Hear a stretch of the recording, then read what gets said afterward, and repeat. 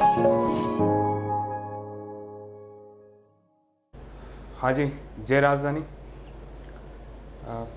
लोक देवता अपने चल रहे थे और लोक देवताओं में सबसे पहले एक लाइन आपको याद रखनी होती है लोक देवताओं में कि पापू हडबू रामदे मांगलिया मेहा पांचू पीर पदार्जो गोगाजी जेहा।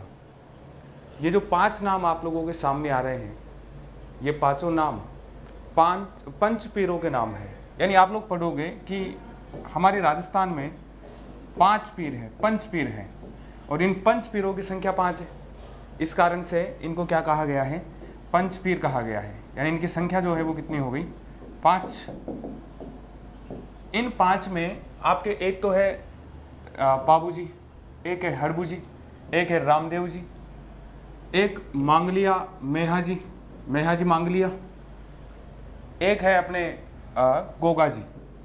तो ये जो 5 लोक देवता है, ये पांचों लोक देवता पंच पीरों में शामिल होते हैं।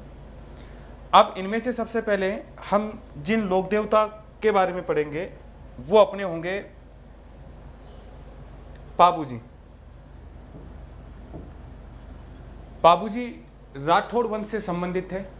राठौड़ वंश से संबंधित कैसे थे कि इनके जो पिता हैं जिनका नाम है धांधड़ जी, तो नई स्क्रीन लानी है तो नई स्क्रीन।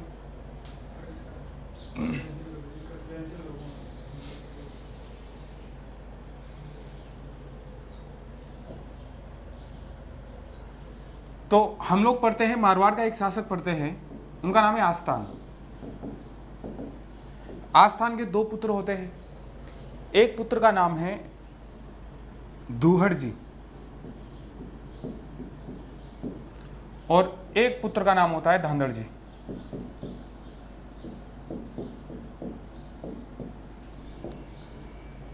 दूहड़ जी जो है आस्थान के बाद में मारवाड़ के शासक बनते हैं, और इधर जो है धांधड़ जी जो है, ये धांधड़ जी को कोई दूसरी जागीर मिल जाती है।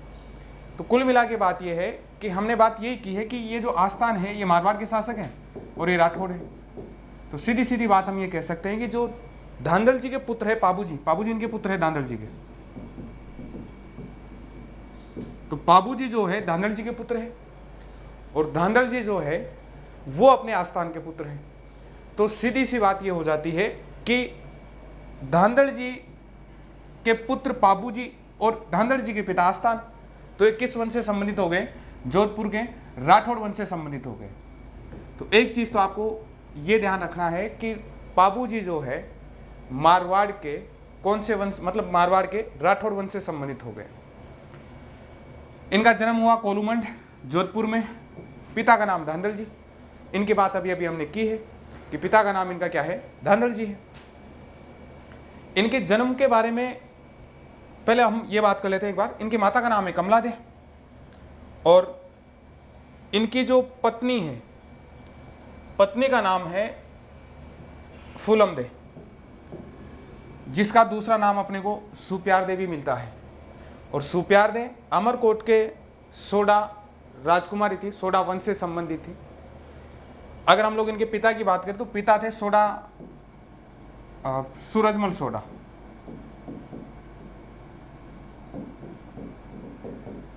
अमरकोट के सूरजमल सोडा इनके पिता होते थे।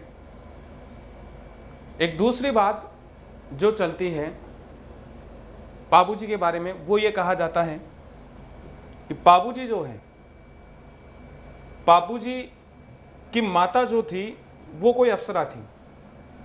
पाबू जी की माता जो बताई जाती है, माता बताई जाती है अप्सरा।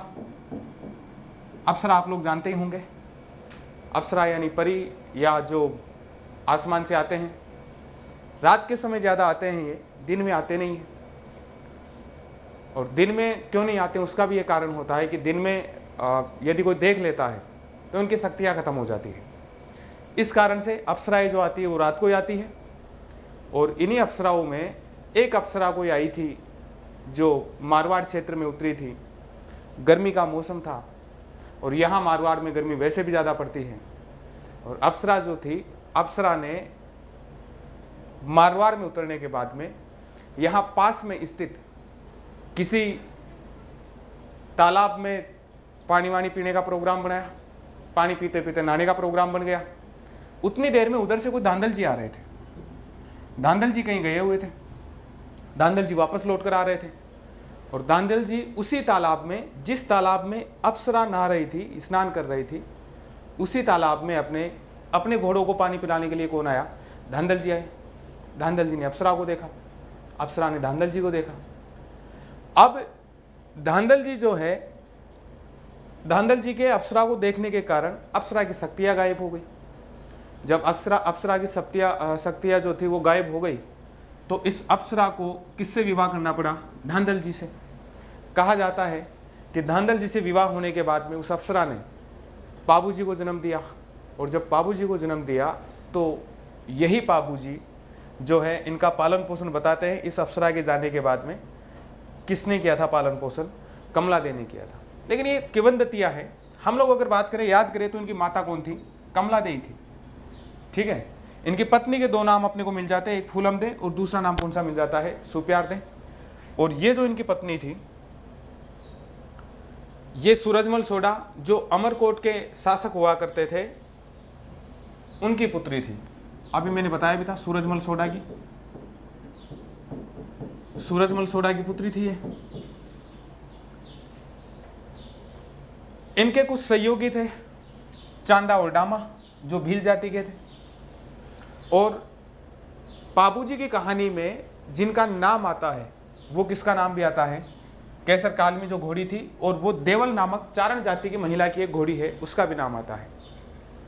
ये कहा जाता है कि जब पाबू जी का विवाह होने वाला था, पाबू जी का जब विवाह हो रहा था, उस समय उन्होंने केसर काल में घोड़ी किससे मांगी थी? उन्होंने देवल चारणी से मांगी थी। देवल चारणी से केसर काल में घोड़ी मांगने के बाद में, या देवल चारणी की केसर काल में जब घोड़ी उन्होंने मांगी थी, जब ये लेकर गए थे तो उन्होंने ये वचन दिया था कि किसी भी परिस्थिति में मैं होऊंगा, लेकिन आपकी सहायता के लिए जरूर आऊँगा। हर काम छोड़कर यदि मैं आऊँगा तो किसकी सहायता के लिए आऊँगा? आपकी सहायता के लिए आऊँगा। ये वचन दिया गया था किसके द्वारा? पाबू जी के द्वारा। किसको दिया गया था? केसर कालमी को दिया गया, सॉरी केसर कालमी की जो मालिक थी, देवल चारणी जो थी, उसको ये वचन दिया गया था। ये वचन देने के बाद में पाबू जी बारात लेकर अमरकोट पहुंचे और पीछे से देवल चारणी की गायों को जिंदराव खींची, जो पाबू जी के जीजाजी भी लगते थे, बहनोई भी लगते थे, उन्होंने उनको लूट लिया। जब उन्होंने उनको लूट लिया तो ये कहा जाता है कि जिस समय पाबू जी ने 3 फेरे ले लिए थे, चौथा फेरा लेने ही वाले थे, उसी समय देवल चारणी का मैसेज जो था वो पाबू जी के पास पहुंचा कि उनकी गायों को किसी ने चुरा लिया है और उसको सहायता की आवश्यकता है। क्योंकि पाबू जी ने ये वचन दिया था कि किसी भी परिस्थिति में मैं होऊंगा तो आपकी सहायता करने के लिए पहले आऊँगा, चाहे कोई भी काम कर रहा हूँ। अब ये कहते हैं कि पाबू जी 3 फेरे उस समय ले चुके थे। 3 फेरे लेने के बाद में चौथा फेरा उन्होंने लिया नहीं और उसके बाद में सीधे वो देवल चारणी की गायों की रक्षा के लिए आते हैं। देचू नामक जो गांव है, इसी जो जोधपुर में है, देचू नामक गांव में जिंदराव खींची से लड़ते हुए किसकी मृत्यु हो जाती है? पाबू जी की मृत्यु हो जाती है। ठीक है ना, या पाबू जी शहीद हो जाते हैं। तो इस तरह से अपने वचन की रक्षा के लिए पाबू जी क्या हुए साहब? शहीद हो गए। तो एक तो आपको केसर कालमी घोड़ी का नाम ध्यान रखना है। ये जो केसर कालमी घोड़ी है वो किसकी है? देवल चारणी की है। और इसी देवल चारणी की गायों की रक्षा के लिए पाबू जी 3 फेरे लेने के बाद में बीच में फेरे छोड़कर वापस आ गए थे। ठीक, इनका जो मेला लगता है वो चैत्र अमावस्या को लगता है और मेला वहीं पर लगेगा जहां इनका जन्म हुआ, और इनका जन्म हुआ था कोलूमंड। तो कोलूमंड में ही इनका मेला लगता है, कोलूमंड जोधपुर में। ठीक, अब आगे की बात करते हैं। तो हमने बात की है गायों की रक्षा के लिए। गायों की रक्षा के लिए पाबू जी 3 फेरे लेने के बाद में अपने विवाह को बीच में ही छोड़कर वापस आ गए थे। यह अभी कहानी में बात की थी। देचू गांव जहां पर ये शहीद हुए थे वो गांव कौन सा था? देचू। ये देचू लिखा हुआ है, देचू है जो जोधपुर में है। और यहाँ पर जिंदराव खींची, इनकी बात की थी। जिंदराव खींची जो जायल नागौर के थे, और जिंदराव खींची जो थे ये पाबूजी के बहन हुई थे, जो पहले किसी बात पर नाराज थे और पाबूजी के और इनके पहले से दुश्मनी चल रही थी। तो ये जिंदराव खींची जो थे वो भी बहनोई किसके हैं, पाबूजी के बहनोई है। और इनके खिलाफ लड़ते हुए कौन शहीद हो गए थे, अपने पाबूजी शहीद हो गए थे। पाबूजी को लक्ष्मण का अवतार मानते हैं। एक ये भी ध्यान रखने वाली बात है, अवतार कई बार पूछते हैं कि कौन से लोक देवता किसके अवतार है। तो पाबूजी जो है वो किसके अवतार है, लक्ष्मण के अवतार माने जाते हैं। और जो हमने 3 फेरों वाली बात की है, उस 3 फेरों वाली बात में कहीं ना कहीं लक्ष्मण जी की कहानी भी आती है। ये कहा जाता है कि जब माता सीता और अपने बड़े भाई श्री राम के साथ में लक्ष्मण वन में गए हुए थे, उस समय रावण की एक बहन थी शूर्पणखा। उस शूर्पणखा ने विवाह का प्रस्ताव रखा था श्री राम जी के सामने, लेकिन राम जी ने मना कर दिया और राम जी ने लक्ष्मण के लिए कहा। तो उस समय ये कहा जाता है कि लक्ष्मण को जब शूर्पणखा ने कहा तो लक्ष्मण ने मना कर दिया, लेकिन उसके बाद में भी लक्ष्मण के पीछे पड़ जाती है शूर्पणखा। इसलिए एक वहाँ तालाब होता है, उस तालाब के 4 चक्कर लक्ष्मण जी मार देते हैं। और 4 चक्कर मारने के बाद में उन्होंने शूर्पणखा का नाक काट दिया। नाक काटने के बाद में उन्होंने उसी समय वचन दिया था कि अगले इस जन्म में तो मैं आपसे विवाह नहीं कर सकता, लेकिन अगले जन्म में मैं जरूर विवाह करूंगा। तो 3 फेरे उनके बचे हुए थे।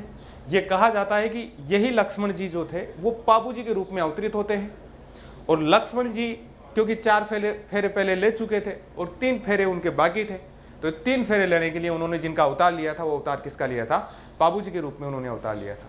ठीक है, तो इसलिए ये थोड़ा सा याद रखना कि ये किसके अवतार माने जाते हैं, लक्ष्मण के अवतार माने जाते हैं। पाबूजी ऊंट के रक्षक देवता है। ये कहा जाता है कि पश्चिमी राजस्थान में या राजस्थान में सबसे पहले कोई ऊंट लेके आया था तो अपने कौन लेके आए थे, पाबूजी लेकर आए थे। तो पाबूजी ऊंट रक्षक देवता है। एक तो राजस्थान में सबसे पहली बार जो ऊंट लेकर आए थे वो ऊंट लेकर कौन आए थे, पाबूजी लेकर आए थे। दूसरी चीज कि पाबूजी, आप लोगों को ये भी पता है कि ऊंट रक्षक देवता है तो ऊंट पालने वाली जाति इनकी भक्त होंगी ज्यादा। ऊंट कौन पालते हैं, रायका, रेबारी या देवासी। तो रायका, रेबारी या देवासियों का जो मुख्य देवता है वो भी कौन है, पाबूजी है। इसके अलावा पाबूजी प्लेग रक्षक देवता है। प्लेग के भी जो स्पेशलिस्ट है वो कौन से देवता माने जाते हैं, पाबूजी माने जाते हैं। पाबूजी की जो फड़ होती है, फड़ क्या होती है, कपड़े के ऊपर किसी भी देवी देवता या कोई अन्य विषय से संबंधित चित्र बने हुए होते हैं, उन चित्रों के माध्यम से इनकी गाथा गाई जाती है, उसको फड़ कहा जाता है। बड़ी सी कपड़े की फड़ होती है और उस मतलब कपड़ा होता है, उस कपड़े के ऊपर चित्र बने होते हैं, वो सारी घटनाएं होती है जो इनके जीवन से संबंधित होती है। तो इस तरह से पाबूजी की फड़ का वाचन जो होता है रावण हत्ता वाद्य यंत्र के साथ में होता है। ये वाद्य यंत्र कई बार पूछा जाता है कि रावण हत्ता या पाबूजी की फड़ का वाचन किस वाद्य यंत्र के साथ में होता है, तो ये वाद्य यंत्र कौन सा हो जाता है, अपना रावण हत्ता। तो रावण हत्ता वाद्य यंत्र के साथ में इनका वाचन होता है। खासतौर से भील जनजाति के जो भोपे होते हैं, भोपा यानी पुजारी, तो भील जनजाति के जो भोपा होता है, पुजारी जो होता है, उसके द्वारा इसका वाचन किया जाता है। इसमें एक और नाम मिलता है, नायक जाति के लिए भी कहते हैं। भोपा या भील या नायक जो जाति है उनके द्वारा इसका वाचन किया जाता है। और जो वाद्य यंत्र होता है वो कौन सा हो जाता है, अपने रावण हत्ता हो जाता है। एक पाबूजी के पवाड़े होते हैं, जो लोक देवता होते हैं उनके बारे में जो उनका यशोगान होता है उनको पवाड़े कहा जाता है। तो जो पवाड़े है, पाबूजी के पवाड़े जो है यानी वीर पुरुषों के जो भजन होते हैं या लोक देवताओं के जो भजन होते हैं उनको पवाड़े भी कहते हैं। तो इनके पवाड़ों का जो गायन होता है वो कौन से वाद्य यंत्र के साथ में होता है, माट वाद्य यंत्र के साथ में होता है। ठीक, और ये कहा जाता है कि ये जो पवाड़ों का जो गायन करते हैं वो रेबारी जाति के लोगों के द्वारा ही किया जाता है, या रेबारी जाति के भोपे के द्वारा या पुजारी के द्वारा किया जाता है। तो एक तो हो गया पाबूजी के पवाड़े। पाबूजी के पवाड़ों का गायन जो होता है या इनके जो भजनों का गायन होता है वो हालांकि कोई भी कर सकते हैं, लेकिन ज़्यादातर रेबारी जाति के लोगों के द्वारा होता है। और जिस वाद्य यंत्र का प्रयोग किया जाता है वो वाद्य यंत्र कौन सा हो जाता है, अपने माट वाद्य यंत्र। जबकि पाबूजी की जो फड़ का वाचन होता है वो फड़ का वाचन होता है रावण हत्ता वाद्य यंत्र के साथ में, और भील जनजाति या नायक जाति के द्वारा उसका वाचन किया जाता है। फिर उसके बाद में पाबूजी ने गुजरात के 7 थोरी भाइयों की रक्षा की थी। तो इस प्रकार से अगर रक्षा उन्होंने की है, 7 थोड़ी भाइयों की रक्षा की, थोड़ी जाति हुआ करती थी, तो 7 भाइयों की उन्होंने रक्षा की थी। तो इसलिए हम पाबू जी को शरणागत रक्षक भी कह सकते हैं। कोई आना बघेला जो था, आना बघेला जो राजा हुआ करता था गुजरात का, वो इनका दुश्मन था, इनको मारने के लिए पीछे पड़ा हुआ था, और इन्होंने जो शरण ली थी वो किसके पास में ली थी? पाबू जी के पास में ली थी। तो शरणागत रक्षक कौन हो जाते हैं? अपने पाबू जी हो जाते हैं। आसिया मोर्जी की एक किताब है पाबू प्रकाश, ये बहुत इंपॉर्टेंट है। पाबू जी के बारे में जो जानकारी देती है वो जानकारी कौन सी देती है? अपने आसिया मोर्जी की पुस्तक है, और पुस्तक का नाम क्या है? पाबू प्रकाश है। ऐसे तो पाबू जी के छंद भी है, पाबू जी के छंदों की रचना की थी बिठू मेहा ने। एक ये थोड़ा सा और ध्यान रखें कि पाबू जी के छंदों की रचना जो की थी, पाबू जी के छंद और इनके रचयिता है बिठू मेहा। तो ये अपने मुख्य देवता कौन से हो जाते हैं? पाबू जी हो जाते हैं। अब अपने अगले जो देवता है वो देवता है अपने रामदेव जी तंवर। रामदेव जी का जन्म हुआ था उड़ू काश्मीर बाड़मेर में। रामदेव जी के जो पिता का नाम है अजमाल जे है, अजमाल सिंह है, माता का नाम मैनादे है, और इनकी पत्नी का नाम जो है वो नेतलदे है। ये 2-4 चीज़ तो आपको ध्यान रखनी है। अजमाल जी, मैनादे, अजमाल जी इनके पिता का नाम है, उड़ू काश्मीर जो है इनका जन्म स्थान है, मैनादे इनकी माँ का नाम है, नेतलदे इनकी पत्नी का नाम है। और ये भी अमरकोट की राजकुमारी थी, वही सोडा राजकुमारी। जैसे पाबू जी का जो विवाह हुआ था सूरजमल सोडा की पुत्री के साथ में हुआ था, वो भी अमरकोट की राजकुमारी थी, ये भी अमरकोट की है, लेकिन इनके पिता का जो नाम है उनका नाम है दलेल सिंह सोडा। तो दलेल सिंह सोडा की पुत्री है ये। तो कहीं ना कहीं इन दोनों की जो शादी हुई है वो अमरकोट में हुई है। गुरु है इनके बालीनाथ जी, और इन बालीनाथ जी का जो मंदिर बना हुआ है वो बना हुआ है मसूरिया पहाड़ी पर, और मसूरिया पहाड़ी जो है वो जोधपुर में है। ठीक है, मसूरिया पहाड़ी जोधपुर में है। तो जोधपुर की मसूरिया पहाड़ी पर, अच्छा लिखा हुआ था इधर, जोधपुर की मसूरिया पहाड़ी पर किसका मंदिर बना हुआ है? अपने बालीनाथ जी का बना हुआ है। तो इनका जन्म हुआ उड़ू काश्मीर। पिता का नाम है इनका अजमाल दे, माता का नाम है मैना दे, पत्नी का नाम है पेमल दे, जो दलेल सिंह सोडा की पुत्री थी, अमरकोट के जो सोडा शासक हुआ करते थे उनकी। और इनके गुरु थे बालीनाथ, और बालीनाथ का जो मंदिर बना हुआ है वो मसूरिया पहाड़ी पर बना हुआ है, और मसूरिया पहाड़ी जो है वो जोधपुर में है।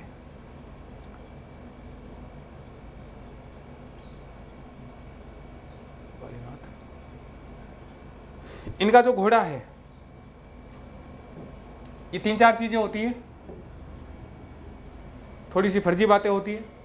घोड़ा लीलो, जागरण जम्मा कहलाता है या जम्मू,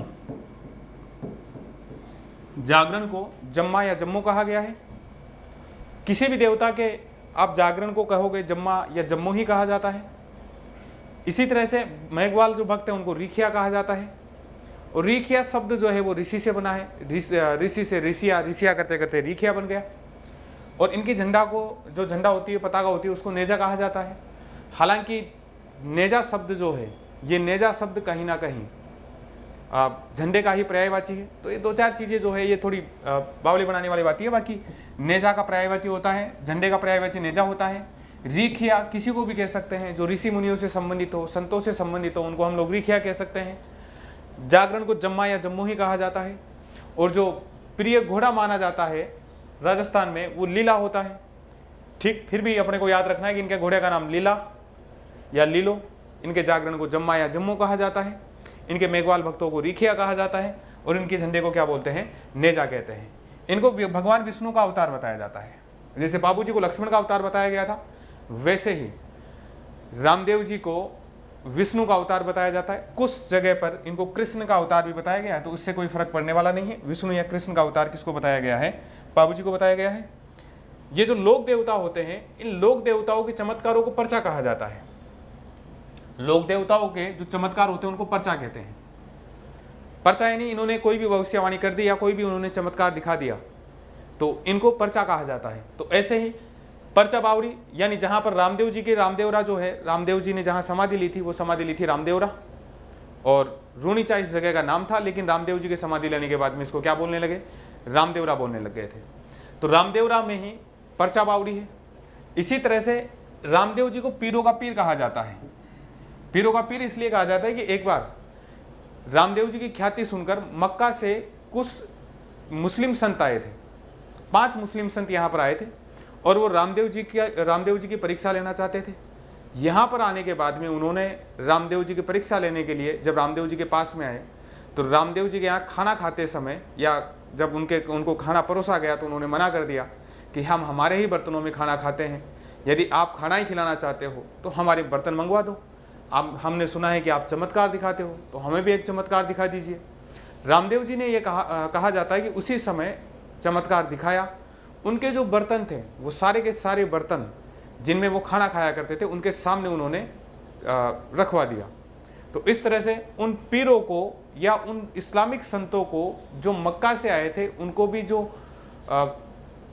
चमत्कार दिखाया था वो रामदेव जी ने दिखाया था। तो इस तरह से उन पीरों ने ये कहा कि हम केवल पीर है, आप तो पीरों के भी पीर हो। तो इस तरह से रामदेव जी को क्या कहा गया, पीरों के पीर कहा गया। पीर शब्द जो होता है वैसे इस्लामिक शब्द होता है, या हम ये कह सकते हैं अरबी शब्द इसको बोला जाता है। पीर मुर्शिद या शेख जो होता है इस्लामिक संतों से संबंधित होता है, या हम ये कह सकते हैं कि गुरु से संबंधित होता है ये सब। तो बाकी पीरों का पीर जिसको कहा गया वो कौन है, अपने रामदेव जी है। रामदेव जी की पुस्तक जो है 24 वाणियाँ हैं, और रामदेव जी का जो मेला लगता है वो लगता है भाद्रपद शुक्ल द्वितीया से भाद्रपद शुक्ल एकादशी तक। इसमें एक ही लिखा हुआ है, लेकिन इसकी जो शुरुआत होती है, इस मेले की जो शुरुआत होती है वो होती है भाद्रपद शुक्ल द्वितीया से भाद्रपद शुक्ल एकादशी तक ये मेला चलता है। ये जो पहला दिन होता है इस मेले का, भाद्रपद शुक्ल द्वितीया, इस पहले दिन को बाबेरी बीज कहा जाता है। ये जो पहला दिन होता है भाद्रपद शुक्ल द्वितीया, इसको कहते हैं बाबेरी बीज। पहला दिन हो जाता है इसका बाबेरी बीज, और बाकी ये जो मेला चलता है वो चलता है भाद्रपद शुक्ल द्वितीया से लेकर और भाद्रपद शुक्ल एकादशी तक ये मेला चलता है। ठीक, अब रामदेव जी ने जो समाधि ली थी वो इसी दिन ली थी, भाद्रपद शुक्ल एकादशी के दिन इन्होंने समाधि ली थी।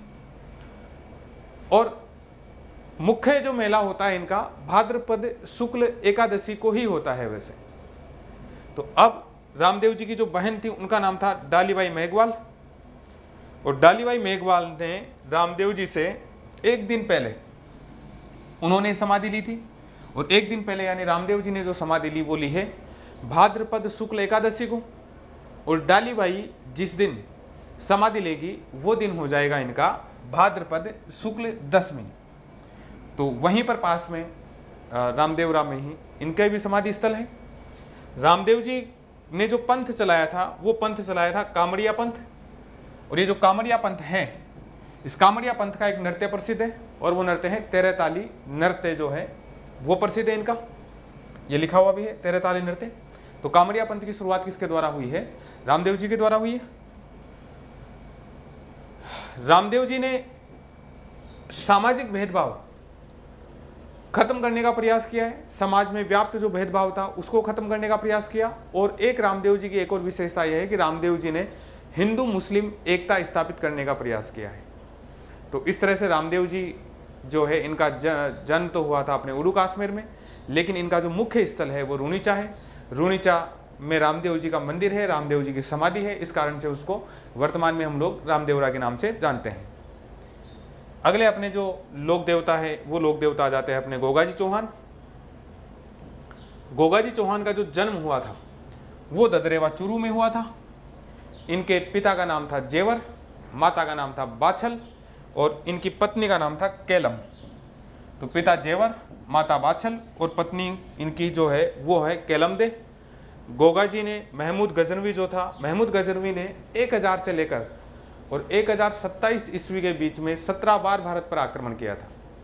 इन्हीं आक्रमणों के समय जब महमूद गजनवी ने अपने राजस्थान के उत्तरी हिस्से के आसपास से होकर आक्रमण कर रहा था, तो उसी समय गोगा जी ने इनका सामना किया था। और गोगा जी ने जब इसका सामना किया था तो ये कहते हैं कि गोगा जी को लड़ते हुए देखकर महमूद गजनवी ने उस समय कहा था कि ये तो जाहर पीर के समान लड़ता है। यानी गोगा जी को महमूद गजनवी ने कौन सी उपाधि दे दी थी? उन्होंने जाहर पीर। तो जाहर पीर गोगा जी को जिसने कहा है वो आदमी है महमूद गजनवी। गायों की रक्षा के लिए गोगा जी जो है अपने मौसेरे भाइयों के साथ में, जिसका नाम है अर्जन और सर्जन, उनके साथ में लड़ते हुए शहीद हो गए थे। ये कहते हैं कि जहाँ पर लड़ते हुए गोगा जी की शीर्ष पड़ा था या सिर गिरा था, उस जगह को बोला जाता है शीर्ष मेड़ी, जो ददरेवा चुरू में है। और जहाँ पर जाकर उनका धड़ गिरा था, उस जगह को बोला जाता है गोगा मेड़ी या धुर मेड़ी। तो इस तरह से दो चीज़ें गोगा जी के बारे में हो जाती है। एक तो हो जाती है इनका मुख्य मंदिर जो है, एक तो हो गया अपने ददरेवा में इनका शीश गिरा था, और ददरेवा जो है वो चूरू में है। तो एक हो गया अपने ददरेवा में जहाँ पर इनका शीश गिरा था, उसको शीर्ष मेड़ी बोल दिया गया। और दूसरा है गोगा मेड़ी, गोगा मेड़ी ये दूसरा हो गया। और एक है अपने ददरेवा चूरू में शीर्ष मेड़ी, और गोगा मेड़ी जो है वो अपने धुरमेड़ी यानी धुरमेड़ी कहलाती है। जहाँ पर गोगा जी का धड़ गिरा था वो धुरमेड़ी कहलाई। तो हनुमानगढ़ में इनका गोगा मेड़ी है, और जो ददरेवा चूरू है उसमें शीर्ष मेड़ी है। गोगा जी जो है इनकी ओल्डी भी है साचौर जालोर में। गोगा जी की ओल्डी, ओल्डी से मतलब होता है छोटा मंदिर जो होता है उसको ओल्डी कहा जाता है। तो गोगा जी की ओल्डी जहाँ पर बनी हुई है वो साचौर जालोर में है। और अगर पर्टिकुलर जगह की बात करें तो खिलेरियों की ढाणी साचौर जालोर में है। ये जो गोगा मेड़ी है, अपने गोगा मेड़ी का अंतिम निर्माण करवाया था गंगा सिंह ने। और यही जो गोगा मेड़ी है ये मकबरे की तरह बना हुआ है। तो ये भी थोड़ा सा ध्यान रखने वाली बात है कि जैसे हमने बात की, एक तो शीर्ष मेड़ी हो गई जो अपने ददरेवा में बनी हुई है, और एक धुर मेड़ी है जो गोगा मेड़ी में बनी हुई है। गोगा मेड़ी जो बना हुआ है, ये मंदिर जो बना हुआ है, इसका निर्माण मकबरे शैली में हुआ है। और ये कहते हैं कि इसका अंतिम जो निर्माण करवाया था वो गंगा सिंह के द्वारा करवाया गया था। इसी मकबरे शैली में बना हुआ है तथा इस पर बिस्मिल्लाह शब्द लिखा हुआ है। गोगा मेड़ी जो है, गोगा मेड़ी पर कौन सा शब्द भी लिखा हुआ है? बिस्मिल्लाह। और बिस्मिल्लाह आपको पता ही है इस्लामिक शब्द है। और जो पंच पीरों की हम बात करते हैं तो पंच पीर वो लोग हैं जिन्होंने हिंदू मुस्लिम एकता को स्थापित करने का भी प्रयास किया है। तो गोगा मेड़ी को मकबरा शैली में बनाया गया, अंतिम निर्माण जो करवाया गया वो गंगा सिंह के द्वारा करवाया गया। और इसी गोगा मेड़ी के ऊपर कौन सा शब्द भी लिखा हुआ है? बिस्मिल्लाह शब्द लिखा हुआ है। ये कहते हैं कि गोगा जी के मंदिर जो है खेजड़ी के पेड़ के नीचे होते हैं, और कहा भी जाता है जठे जठे खेजड़ी बैठे बैठे गोगो। तो गोगा जी के जो मंदिर है, राजस्थान में अधिकांश मंदिर कौन सी जगह होते हैं? खेजड़ी के नीचे बनाए जाते हैं। गोगा जी जो है वो सर्प रक्षक देवता है। सांपों जिससे जो रक्षा की जाती है या सांप काटने के बाद में जहाँ पर ले जाया जाता है, जिस मंदिर में ले जाया जाता है, वो कहाँ ले जाया जाता है? गोगा जी के मंदिर में ले जाया जाता है। अब अपने अगले हैं हड़बुजी सांकला। हड़बुजी सांकला जो है ये रामदेव जी की मौसेरे भाई है। और ये कहा जाता है इनका जो जन्म हुआ, इनका जन्म जो हुआ था, जन्म हुआ था इनका भुंडेल नागौर में।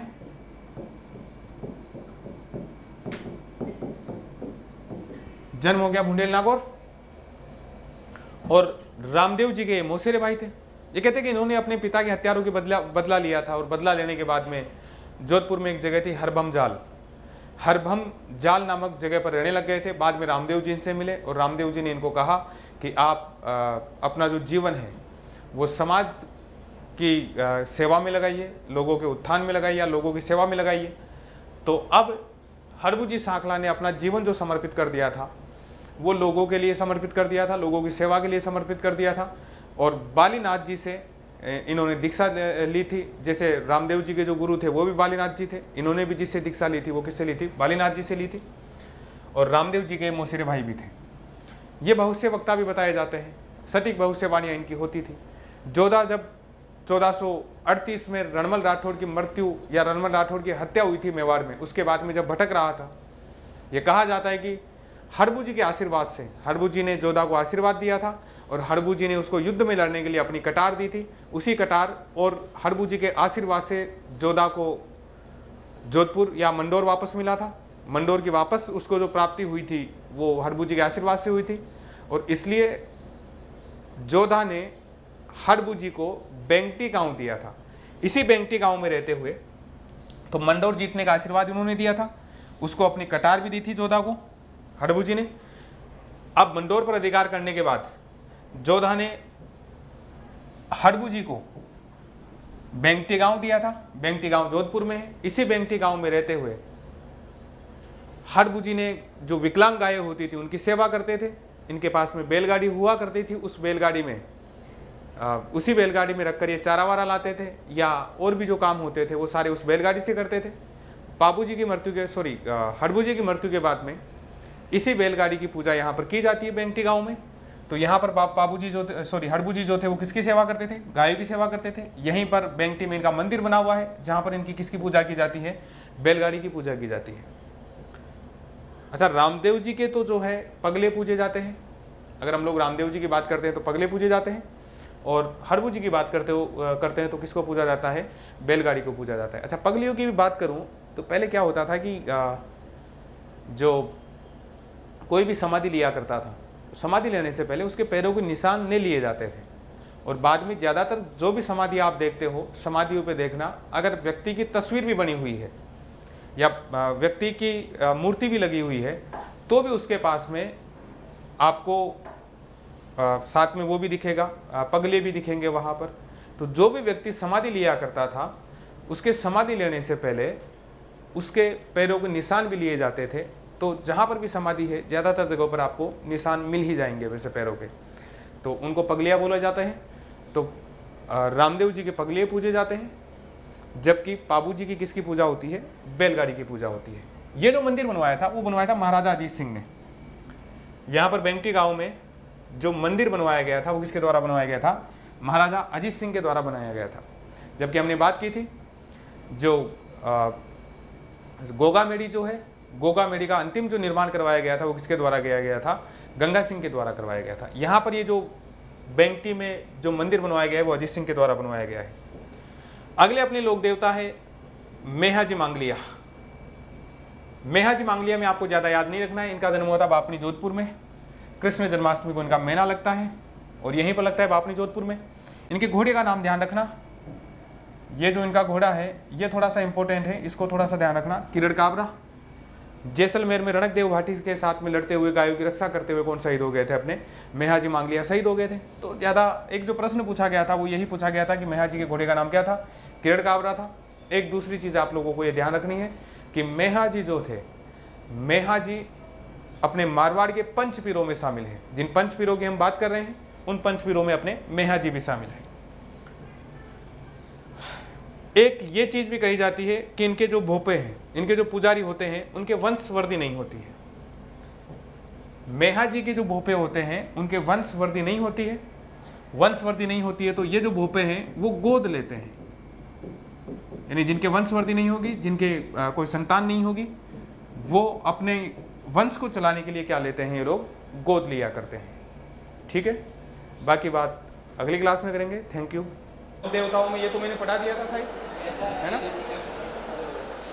ये मैंने पढ़ाई दिया था। ये धांधली जो की थी इन्होंने बता दी थी ना सारी, ये भी पढ़ा दिए थे।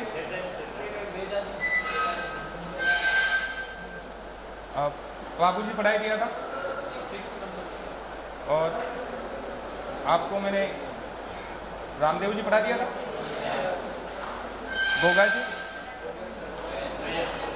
पढ़ा दिया।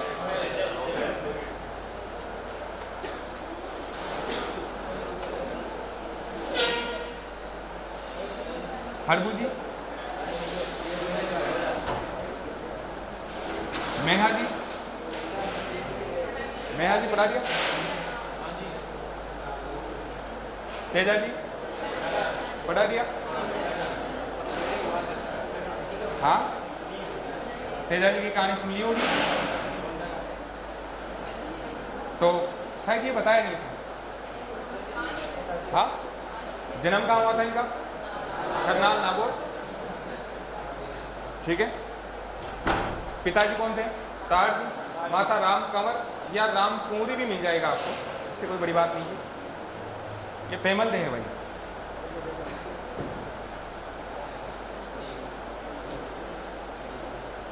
ठीक है ना। ससुराल पनेर में था, बात हो गई थी ना हमें। ये लीलन जो है उनकी घोड़ी का। अच्छा, एक लीलन एक्सप्रेस भी चलाई गई है अपने यहाँ। एक ट्रेन शुरू की गई है जिसका नाम क्या है? Linen express.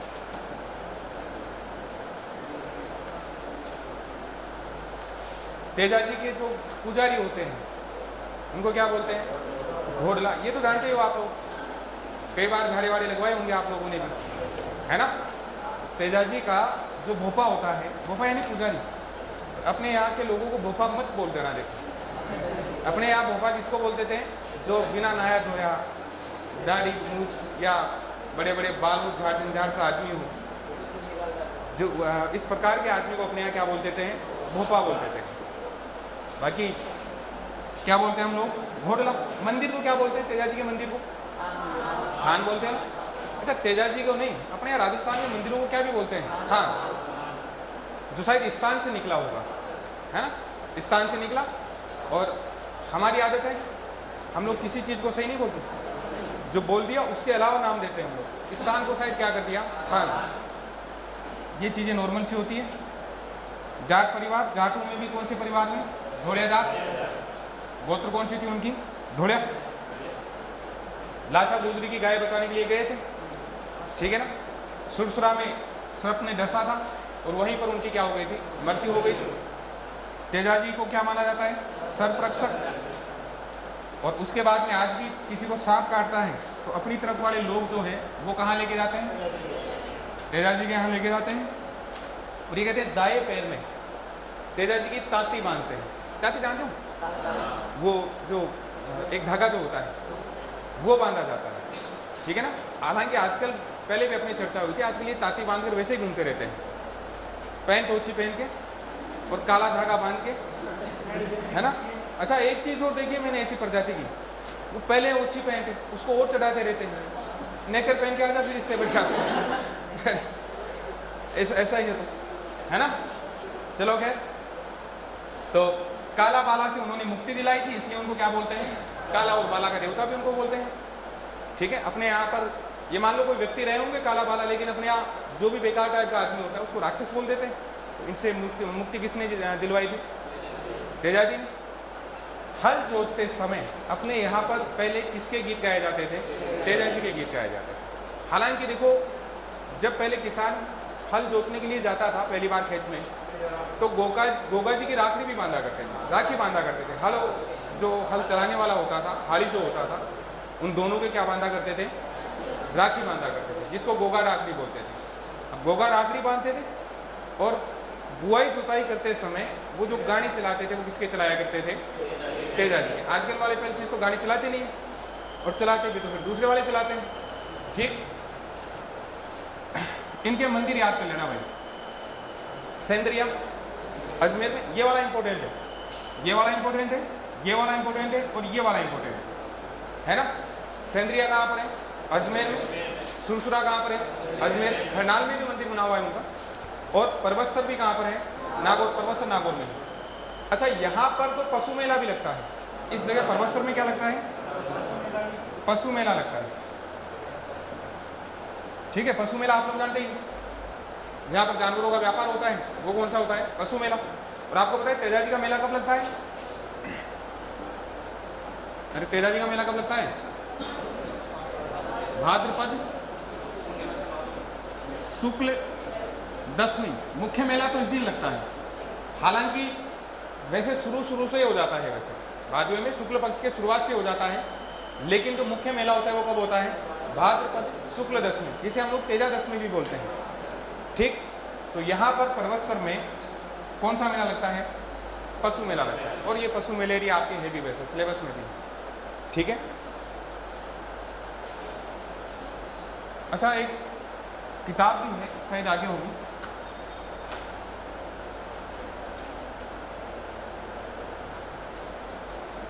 आगे नहीं है शायद, एक किताब है जिसका नाम है जुझार तेजा।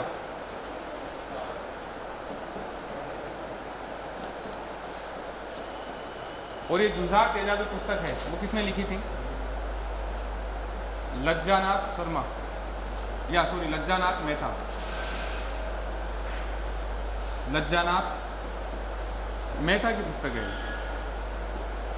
थोड़ा सा ध्यान रखना, हालांकि इन नोट्स में जो फैक्ट है पर्याप्त फैक्ट है ना, आप लोगों के जितने काम में आने चाहिए उतने हैं।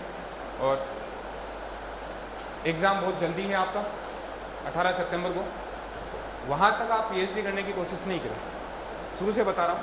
अब 10-12 दिन 12-13 दिन जो बच रहे हैं, कम से कम इनमें तो पीएचडी नहीं करें। जो नोट्स है आपके पास में केवल उनको पढ़ो। कई प्रश्न ऐसे होते हैं जो जिस दिन एग्ज़ाम होता है उस दिन तो पढ़ाने वाले को भी नहीं आता, कुछ एक आध प्रश्न ऐसे होते हैं, दूसरे दिन सब विद्वान बन जाते हैं, ठीक है ना, सब लोग उनकी बड़ी व्याख्याएं करते हैं। तो एक आध प्रश्न से आपके कोई फर्क नहीं पड़ेगा। और हर जैसे क्रिकेट में होता है 20-20 में तो स्कोर करना होता है ना, केवल 120 बॉल होती है, लेकिन उसमें भी पूरी 120 बॉल पे मतलब रन नहीं बनाए जाते। वही चीज़ इसमें होती है, थोड़ा धैर्य से रहोगे तो ज़्यादा फायदे में रहोगे। इनमें फैक्ट भी खूब आते हैं, देखो चित्रकला में भी खूब फैक्ट आए थे अपने, दुर्गों में भी अपने खूब फैक्ट आए थे, और यहाँ पर तो फिर भी थोड़े कम हो जाते हैं, लेकिन इससे पहले खूब सारे फैक्ट आप पढ़ चुके हो, है ना। शायद आप लोगों की एक समस्या और है, ज़्यादातर ने इतिहास और नहीं पढ़ा अभी तक, तो इतिहास नहीं पढ़ा ना ज़्यादातर ने। इसके बाद में कोशिश करेंगे 2-3 दिन में जैसे मेन जो चीज़ें होंगी वो करवाने की कोशिश करेंगे ज़रूर। बाकी पशु मेला है यहाँ पर, ये प्रोफेसर नागौर ने जो मंदिर बनवाया था वो किसने बनवाया था? जोधपुर के महाराजा अभय सिंह ने निर्माण करवाया था, ठीक है ना। प्रोफेसर में जो मंदिर का निर्माण करवाया गया था वो किसके द्वारा करवाया गया था? अभय सिंह। आपको पता है जसवंत सिंह थे, जसवंत सिंह की मृत्यु के बाद में जोधपुर को खालसा घोषित कर दिया गया था औरंगजेब के द्वारा। उसके बाद में अजीत सिंह के लिए कायदा किसने बनवा दिया था? अभय सिंह ने, है ना। एक आपको दो चीज़, मतलब एक तो 2010 में क्या चलाया गया था? डाक टिकट चलाया गया। इस समय अपने माननीय श्री सचिन पायलट साहब जो थे वो संचार मंत्रालय था उनके पास में, और उनके समय पर अपने यहाँ के राजस्थान से संबंधित राजस्थान के लोक देवता या फट जो है या और भी कोई चीज़ें हैं, मंदिर हैं, उनके ऊपर खूब डाक टिकट चलाए गए थे। जब ये सूचना मंत्री या संचार मंत्री जब होते थे, संचार मंत्रालय के मुखिया थे सचिन पायलट साहब, तो उसी समय तेजा जी पर भी क्या चलाया गया था? डाक टिकट चलाया गया था। डाक टिकट आप जानते हैं, डाक टिकट के ऊपर तेजा जी की फोटो थी, तो वो क्या कहलाया, मतलब उनके ऊपर डाक टिकट चला दिया गया। इनकी एक बहन होती थी जिसका नाम क्या था? बुंगरी माता। और ये जो बुंगरी माता है तेजा जी की बहन थी, कुछ किताबें बताते धर्म बहन थी, क्योंकि तेजा जी का बहन का नाम जो मिलता है, क्यों? हाँ,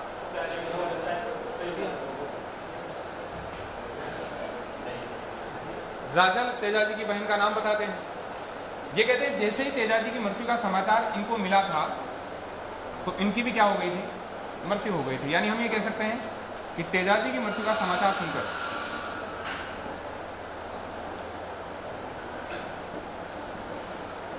समाचार सुनते ही किसकी मृत्यु हो गई?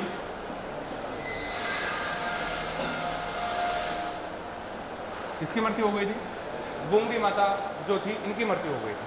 ठीक, चलो अगला लोक देवता कौन से हैं? देवनारायण जी। कोई गुर्जर समुदाय का है यहाँ पे? कौन है? तो अब हम बात करेंगे देवनारायण जी की, आपके जो कुल देवता है ना। और देवनारायण जी जो है गुर्जर समाज के कुल देवता माने जाते हैं। अब गुर्जर समाज के ये जो कुल देवता है इनका जन्म कहाँ पर हुआ? आसीन भीलवाड़ा। ये दो चार चीज तो आपको वैसे याद रखनी है ना। जन्म कहाँ उनका? आसीन भीलवाड़ा। और इनके पिता कौन थे?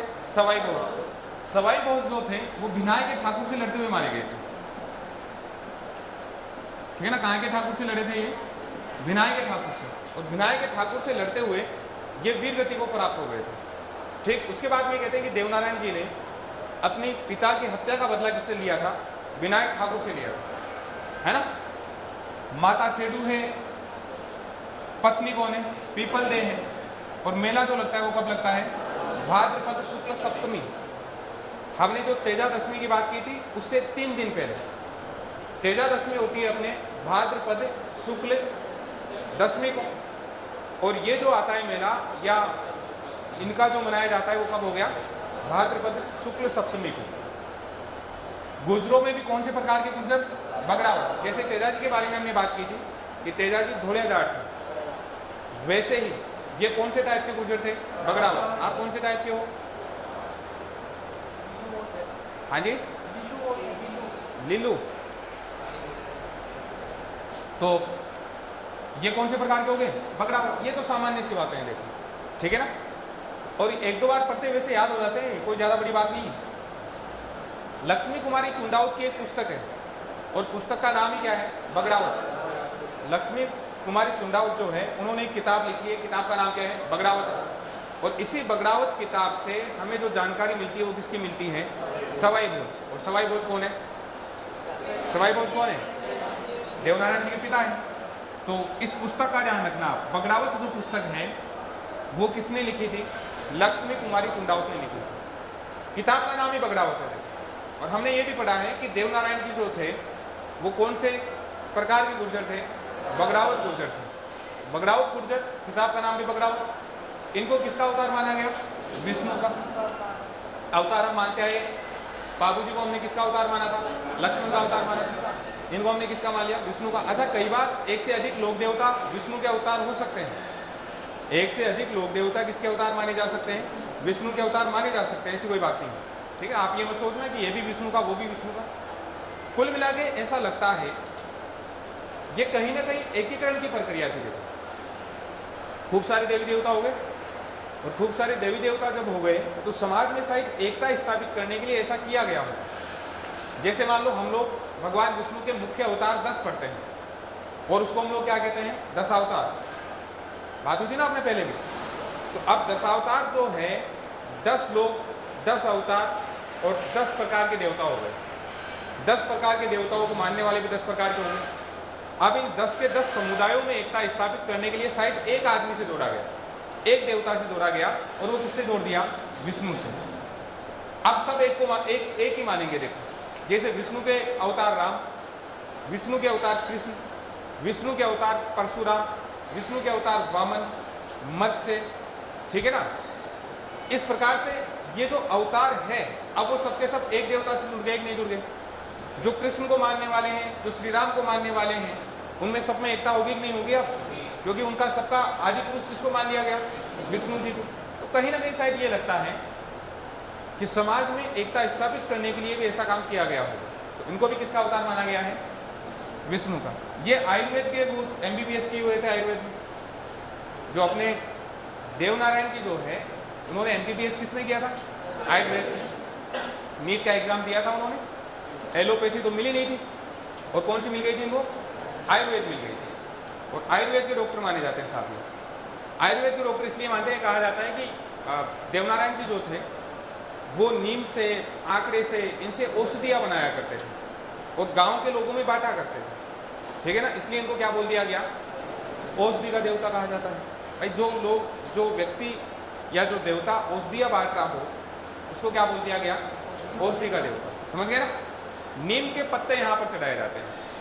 कौन से पत्ते चढ़ाए जाते हैं? नीम के पत्ते। अभी मैंने आपको बताया है कि नीम के पत्तों से, इनसे दवाइयाँ कौन बनाया करते थे? देवनारायण जी बनाया करते थे। जब देवनारायण जी नीम के पत्तों का इनका प्रयोग दवाइयाँ बनाने में कर रहे हैं, तो इसलिए उनको उनके मंदिर में क्या चढ़ाए जाते हैं?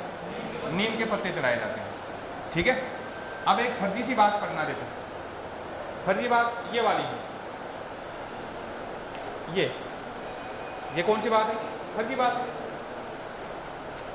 और फर्जी बात ये है कि इनके मंदिर में मूर्ति नहीं होती, बल्कि क्या होती है? ईंट की पूजा होती है। समझ गए ना। हाँ, कुछ सही सही बता रहा हूँ। मूर्ति है ना। फर्जी बात है ये। जैसे आप लोगों ने हनुमान जी के मंदिर देखे गांव, वहां पत्थर रख देते हैं, या पत्थर नहीं मिला तो ईंट रख देंगे। हालांकि ईंट अपने यहाँ रखते नहीं है, अपने यहाँ क्या रखते हैं? पत्थर रखते हैं। तो पहले जब मूर्तियां नहीं बनाई जाती होगी या मूर्तियां नहीं थी, तो किसी ने देवनारायण जी की पूजा किस रूप में कर ली? ईंट या पत्थर के रूप में। और RPSC ने या हमारे जो एग्जाम कंडक्ट करवाती है संस्थाएं या गाइड वालों ने, किताबों वालों ने लिख दिया कि यहाँ किसकी पूजा होती है, ईंट की पूजा होती है। आज जाके देख लो, देवनारायण जी के अधिकांश मंदिरों में आपको क्या मिलेगी, मूर्ति मिलेगी। तो इसका मतलब क्या वो देवनारायण जी का मंदिर नहीं होगा? खैर जो भी है, पढ़ना पड़ता है, चाहे फर्जी हो चाहे कैसी हो। एग्जाम में प्रश्न पूछ लेते हैं, किस लोक देवता के मंदिर में मूर्ति नहीं होती, ईंट की पूजा होती है। फर्जी बात है, लेकिन फिर भी क्या करके आना पड़ता है, देवनारायण जी करके आना पड़ता है। तो मंदिर में मूर्ति उस समय नहीं थी, उन्होंने ईंट से पूजा कर ली। तो ऐसे तो हम लोग ये कहते हैं हनुमान जी की पूजा मूर्ति नहीं होती, भाटे की पूजा की जाती है। कोई बात थोड़ी है, अच्छी सी बातें लिख दी गई है, वो प्रश्न पूछे जाते हैं। कल भी जब वो आए हुए थे अपने हरिप्रसाद शर्मा जी, तब भी मैंने कहा था कि थोड़े कुछ फैक्ट ऐसे हैं जो नहीं होने चाहिए लेकिन फिर भी है, उन पर थोड़ा ध्यान होना चाहिए। देखो, पेपर सेटर का भी ध्यान होना चाहिए कि ऐसे नहीं है कि वो किसी गाइड से डायरेक्ट उठा रहा है, सोच समझ कर प्रश्न उठाए जाए। बेकार के फैक्ट बच्चों को रटने पड़ रहे हैं, ईंट भी रटनी पड़ रही है। आप बताओ, छतरियों के खंभे रखने पड़ रहे हैं, कारीगर बनाएंगे इनकी या उनकी मरम्मत करने के लिए भेजेंगे, ठीक है ना। तो ये चीज़ें जो है बड़ी अटपटी सी लगती है। देखो चलो खैर, फिर भी ध्यान रखना आप। फड़ आपको बताई थी, कपड़े पर जो होती है चित्र होते हैं और उनके माध्यम से कहानी सुनाई जाती है, जो उनकी यशोगाथा होती है वो सुनाई जाती है। फड़ का वाचन हमने किया ही था, बाबूजी के समय पर भी हमने पढ़ा था। तो फड़ जो है, इसका जो वाचन होता है किस वाद्य यंत्र के साथ में होता है, जंत्र वाद्य यंत्र के साथ में। बाबूजी की फड़ का वाचन किस यंत्र के साथ में, वाद्य यंत्र के साथ में हो रहा था, रावण, ठीक है ना। और बाबूजी के पवाड़े जो थे, बाबूजी के पवाड़ों का गायन किसके साथ में हो रहा था, माठ, ठीक है ना, माठ वाद्य यंत्र के साथ में। और इनके जो फड़ है वो किसके साथ में गाए जाते हैं, जंतर वाद्य यंत्र के साथ में। जब वाद्य यंत्र पढ़ेंगे, हालांकि मैं वाद्य यंत्र आपको ज़्यादा से ज़्यादा आधे घंटे में पढ़ाऊंगा, ठीक है, काम हो जाएगा आप लोगों का। लेकिन कुछ वाद्य यंत्रों के आपको चित्र भी दिखा देंगे उस टाइम पर। मैं फिर चित्र भेजना भूल गया, चित्र हाँ दिखा देंगे, चिंता आप खुद भी देख सकते हो चित्र। तो आजकल क्या नहीं मिलता मोबाइल में, ठीक है। तो आज आलिया भट्ट की जगह ये वाद्य यंत्र सर्च कर रहे हैं। तो फड़ के साथ, अच्छा ये जो फड़ बाचने वाले जो होते हैं वो गुर्जर होते हैं, जो इसके फड़ का वाचन करते हैं वो भोपे कौन होते हैं, गुर्जर। तो गुर्जर जाति के भोपों के द्वारा, गुर्जर जाति के भोपे के द्वारा इसका वाचन होता है। शायद यहाँ लिखा हुआ नहीं है ना, ये पता रखना कि इसका वाचन जो होता है गुर्जर जाति के बोफे के द्वारा होता है। बोफा पुजारी, अब ये मत समझना कि सर गुर्जर भी बोल रहे हो बोफा भी बोल रहे हो, दोनों चीज़ एक ही है। बोफा किसको बोला जाता है, पुजारी को बोलते हैं। तो देवनारायण जी में तो याद भी रह जाएगा, देवनारायण जी मुख्य रूप से किस जाति से जुड़े हुए हैं, गुर्जर जाति। और गुर्जर जाति के भोपे या पुजारी जो होते हैं वही इसका क्या करते हैं, वाचन करते हैं। हमारे पड़ोस में थोड़ी सी दूर एक गुर्जर रहते हैं, वो मार्च के आसपास, जहाँ तक मुझे पता है शायद चैत्र के नवरात्रों में इसका वाचन करवाते हैं, वो हर साल करवाते हैं। हालांकि समझ में मेरे अब तक नहीं आया उसमें गाया क्या जाता है, सही बताओ, लेकिन उनकी राग बड़ी जोरदार लगती है ना। समझ में तो नहीं आता, समझ में आता है आपको ये, हाँ। और उसमें जब ये जंतर वाद्य यंत्र वो बजाते हैं तो बड़ी राग से, मतलब जोरदार म्यूजिक निकालते हैं। देखो एक ही वाद्य यंत्र बजता है उसमें, और ज़्यादा ऐसे नहीं है, ताम झाम ज़्यादा नहीं है, एक ही वाद्य यंत्र बजता है और वो माइक लगा कर करते हैं सारा प्रोग्राम, उसको गाते भी हैं। समझ में मेरे जरूर नहीं आता, लेकिन कई बार जब तक नींद नहीं आई तब तक मैंने सुना है, ठीक है। सबसे लंबी फड़ जो है वो किसकी है, देवनारायण जी। और सबसे लंबा लोकगीत किसका है, ठीक। तो ये ध्यान रखना आप लोग, सबसे लंबी फड़ किसकी हो गई, देवनारायण जी की। अच्छा, सबसे लोकप्रिय जो फड़ है वो किसकी है, बाबूजी की। इसका कारण है, देखो आपको पता है, देखो देवनारायण जी की बात करते हो तो देवनारायण जी किसी जाति विशेष से जुड़ गए। आज आप देखते हो तो देवनारायण जी को गुर्जर समुदाय ही मानता है, जबकि बाबूजी के साथ में ऐसा नहीं है। बाबूजी को सर्व समाज मानता है। जैसे हम लोग बात करें तेजा जी की, तेजा जी वैसे जात कुल में जन्म हुआ इनका, लेकिन तेजा जी को सब मानते हैं। लेकिन देवनारायण जी के साथ में दिक्कत ये हो गई कि देवनारायण जी को ज़्यादातर पूजने वाले कौन है, गुर्जर समाज में। अच्छा, आजकल के नालायक लोग भी कुछ गड़बड़ कर रहे हैं, देखो, है ना।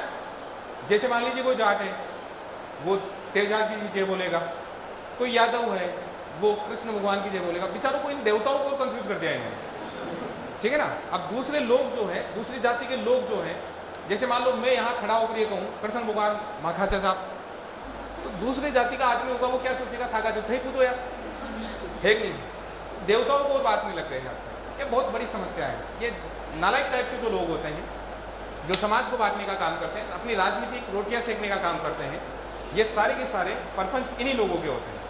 बाकी देखो लोक देवता सबके होने चाहिए, सबके हैं, महान पुरुष थे। और नालायक, ये जो नालायक लोग होते हैं इनकी एक विशेषता हो है। दीपिका वर्मा कौन है? तो ये लोग क्या करते हैं कि देवताओं के साथ साथ में, मतलब जाति में तो बांट नहीं दिया, और उसके बाद में किसको बांट दिया उन्होंने, देवताओं को बांट दिया।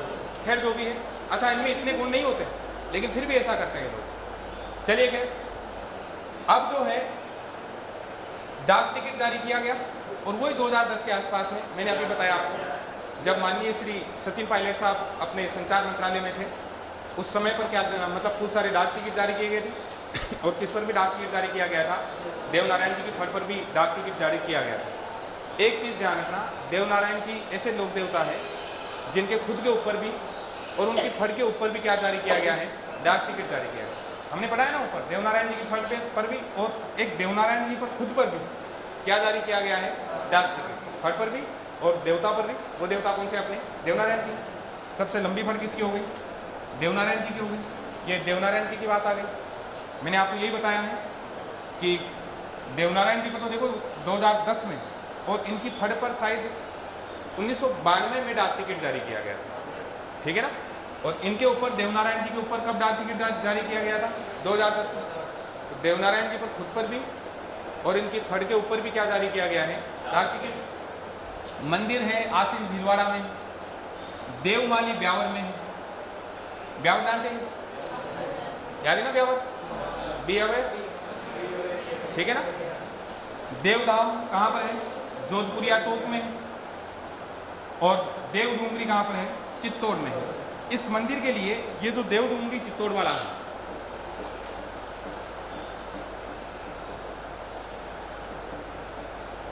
इस मंदिर के लिए ये कहते हैं कि ये मंदिर राणा सांगा ने बनवाया था।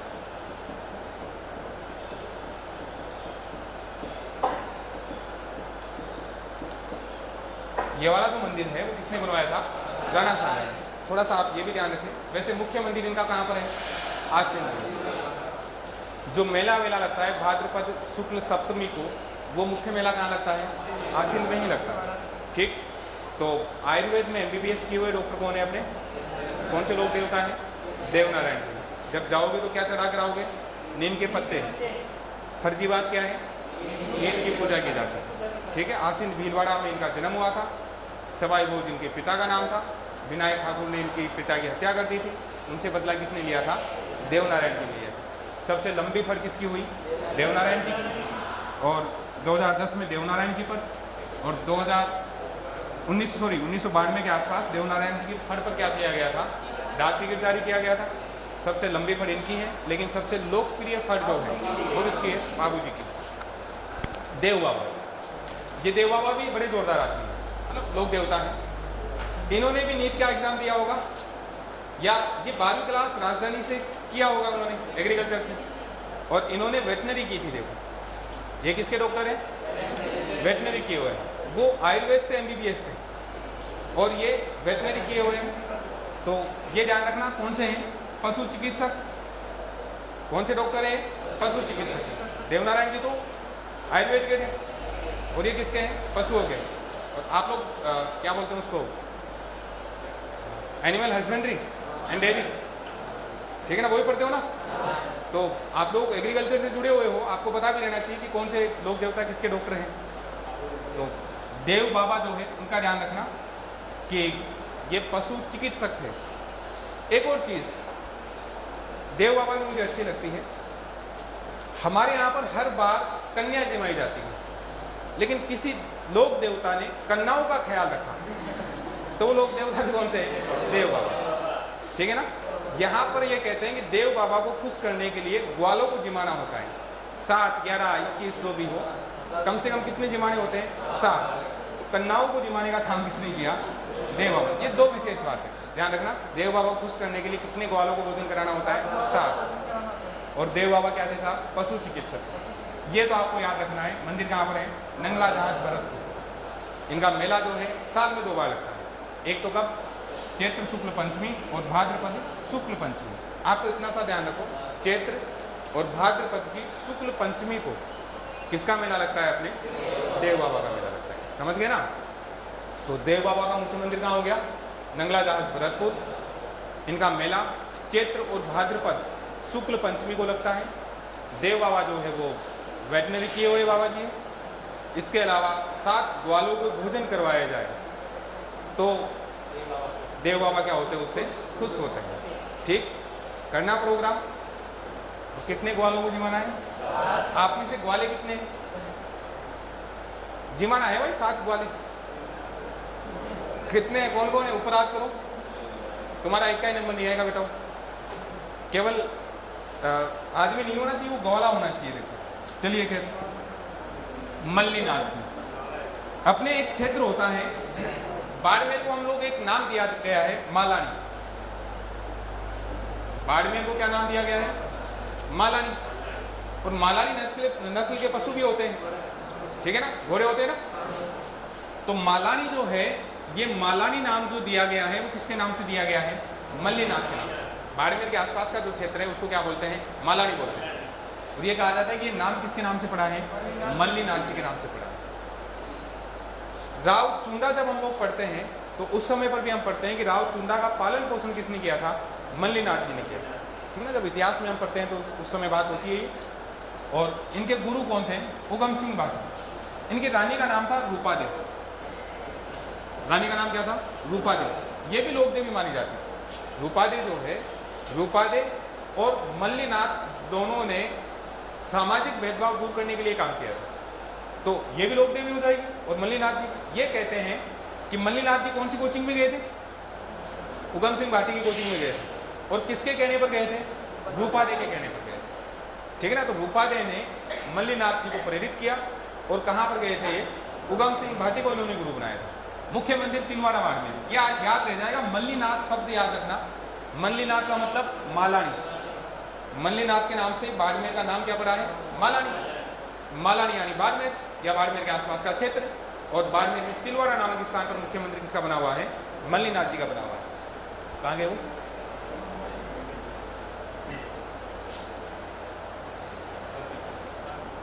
ये अपने आप ही चले गए। हाँ, किसने किया था? मक्खी। एक मक्खी मूवी भी थी कहीं, वो तो नहीं आ गई? चलो, मैंने सोचा मैं तो वैसे भी दूर खड़ा हूँ। अच्छा, यहाँ ऊंचाई हो गई, थोड़ा सा इधर का भी ध्यान रखना पड़ता है। यहाँ तो अगर गिर गए तो मुंड माथा फूट जाए यहाँ तो, है ना? इनकी रानी का नाम रूपादेव, वो भी क्या है? लोक देवी है। ये इतना इंपॉर्टेंट नहीं है। ये तिलवाड़ा बाड़मेर उगम सिंह भाटी और राठौड़ राजा थे। और इनकी वैसे राजधानी हुआ करती थी मेवानगर। जो मल्लीनाथ जी होते थे, इनकी राजधानी कौन सी हुआ करती थी? मेवानगर होती थी। ठीक है, ये आपको मैंने बता ही दिया। अपनी रानी के साथ में मिलकर ये क्या करते थे? सामाजिक भेदभाव को दूर करने का कार्य करते थे। और शायद इसीलिए रानी रूपादेव को भी क्या माना गया था? एक लोक देवी के रूप में पूजा गया होगा, है ना? क्योंकि इन्होंने क्या किया है? सामाजिक भेदभाव दूर करने का काम किया। तो सामाजिक भेदभाव जो दूर कर रहे हैं वो अच्छे आदमी है, बुरे आदमी है? अच्छे आदमी है ना। तिलवाड़ा में इनका मेला लगता है भाई। और ये भी कौन सा है? पशु मेला। एक पशु मेला हम पढ़ गया है परवसर नागौर, जो लगता है तेजाजी की याद में। और मल्लीनाथ की याद में जो मेला लगेगा वो कहाँ पर लगेगा? तिलवाड़ा में लगेगा। उसमें कोई दिक्कत नहीं है। और मेला कब लगता है? चैत्र महीने में। ये पूरा लिखा हुआ नहीं है यहाँ। ये मेला लगता है चैत्र कृष्ण एकादशी से चैत्र शुक्ल एकादशी तक। इसको लिख लेना आप लोग। मेला जो लगता है चैत्र शुक्ल कृष्ण एकादशी से लेकर शुरू होता है और कब तक चलता है ये? चैत्र शुक्ल एकादशी तक चलता है। कितने दिन चला ये? कितने दिन चला? 15 दिन या 1 महीना? 1 महीना चला ना? अरे 15 दिन ही चला। कृष्ण पक्ष के बाद में कौन सा आ जाएगा? शुक्ल पक्ष। तो लगभग 15 दिन ये मेला चलता है। और कहाँ पर चलता है? तिलवाड़ा में। तिलवाड़ा कहाँ पर है? बाड़मेर। बाड़मेर के आसपास को क्षेत्र को क्या बोलते हैं? मालानी। मालानी जो नाम पड़ा है वो किसके नाम से पड़ा है? मल्लीनाथ जी के नाम से। इनकी रानी का नाम क्या था? रूपादे। इनके गुरु का नाम क्या था? उगम सिंह भाटी। ठीक है ना? दोनों रानी, मतलब दोनों की दोनों रानी के साथ में, यानी मल्लीनाथ जी और उनकी रानी रूपादे सामाजिक भेदभाव दूर करने के लिए काम कर रहे थे। इसलिए रानी रूपादे को भी किस रूप में माना जाता है? लोक देवी के रूप में माना जाता है। आगे साहब तल्लीनाथ जी, ठीक है ना? ये तल्लीनाथ जी जो है इनका वास्तविक नाम क्या है? गोगा देव राठौर। हम लोग अगर बात करते हैं तो इधर लिख देता हूं ना, हमने कौन पढ़ा? मल्लीनाथ। इनसे पहले कौन पढ़ा था? मल्लीनाथ पढ़ा था। इसकी स्याही बदल लेता हूं।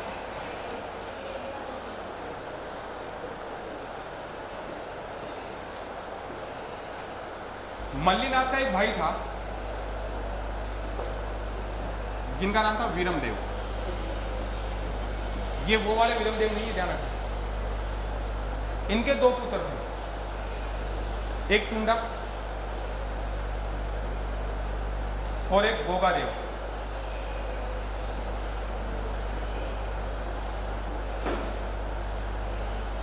ठीक है ना? एक तो कौन है? चुंडक और एक कौन है? गोगादेव। ये जो वीरमदेव थे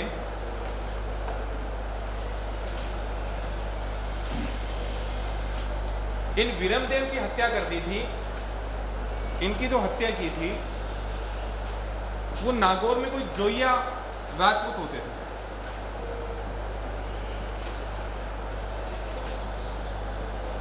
कौन से राजपूत होते थे? नागौर के जोइया राजपूतों ने इनकी हत्या कर दी। ठीक है? आप मुझे ये बताओ, हमने अभी भी बात की थी चुंडा की, कि चुंडा का पालन पोषण किसने किया था? मल्लीनाथ ने। बताओ इनके अंकल लगे कि नहीं लगे? अरे जो राव चुंडा जो थे, जोधपुर के शासक जो थे, रणमल राठौर के पिता, चुंडा के पुत्र कौन थे? रणमल राठौर। रणमल राठौर के पुत्र कौन थे? जोधा। याद है ना आपको? रणमल राठौर मेवाड़ गए थे और वहां से कौन भागे थे? जोधा भागे थे रणमल राठौर की मृत्यु के बाद। तो चुंडा जो है, जो रणमल राठौर के पिता थे, इनके पिता का नाम क्या था? वीरमदेव। ये वीरमदेव किसका भाई है? मल्लीनाथ। तो मल्लीनाथ जी चुंडा के अंकल हुए नहीं हुए? इनके पिता की हत्या किसने कर दी? नागौर के जोइया राजपूतों ने। तो इस चुंडा का पालन पोषण किसने किया? मल्लीनाथ जी। अभी हमने यही बात की थी। तो चुंडा यानी सॉरी ये वीरमदेव जो है, जब इनकी मृत्यु हो गई, जोइया राजपूतों ने इनकी हत्या कर दी।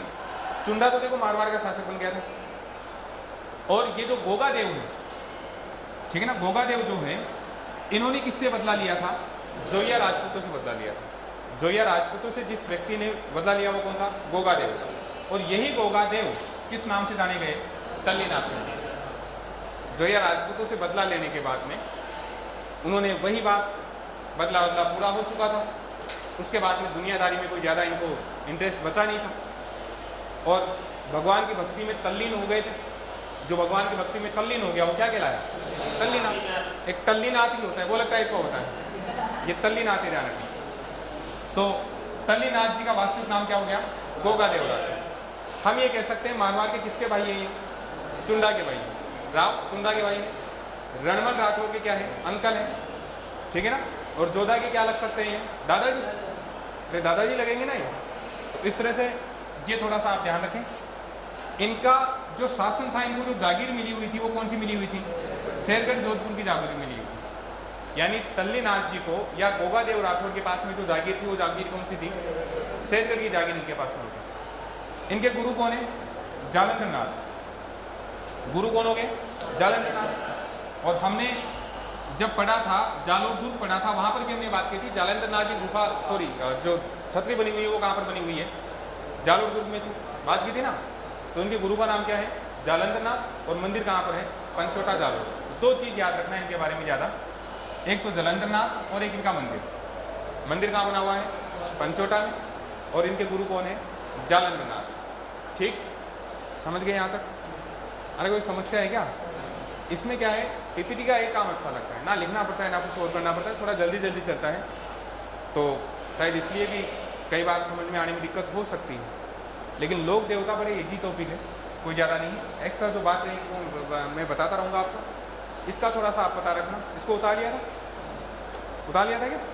बीच बीच में लिख लिया करो कभी कभी। ऐसे बैठे हैं जैसे यहाँ बारात में आए, अब नाश्ता आने वाला है, आराम से बैठे। उतार लेना आप इसको बाद में, या भी उतारोगे? उतार लिया। इन्हें कौन सा देवता बोलते हैं? ओरण का देवता। ओरण किसको बोलते हैं? अरे ओरण किसको बोलते हैं? मंदिर के आसपास में जमीन होती है, उस जमीन को क्या बोलते हैं? ओरण। मंदिर के आसपास की जमीन को ओरण बोलते हैं साहब। और ओरण की एक विशेषता है कि ओरण के जो जमीन होगी, मंदिर के आसपास की जो जमीन होगी, उसमें पेड़ पौधे नहीं काटे जा सकते।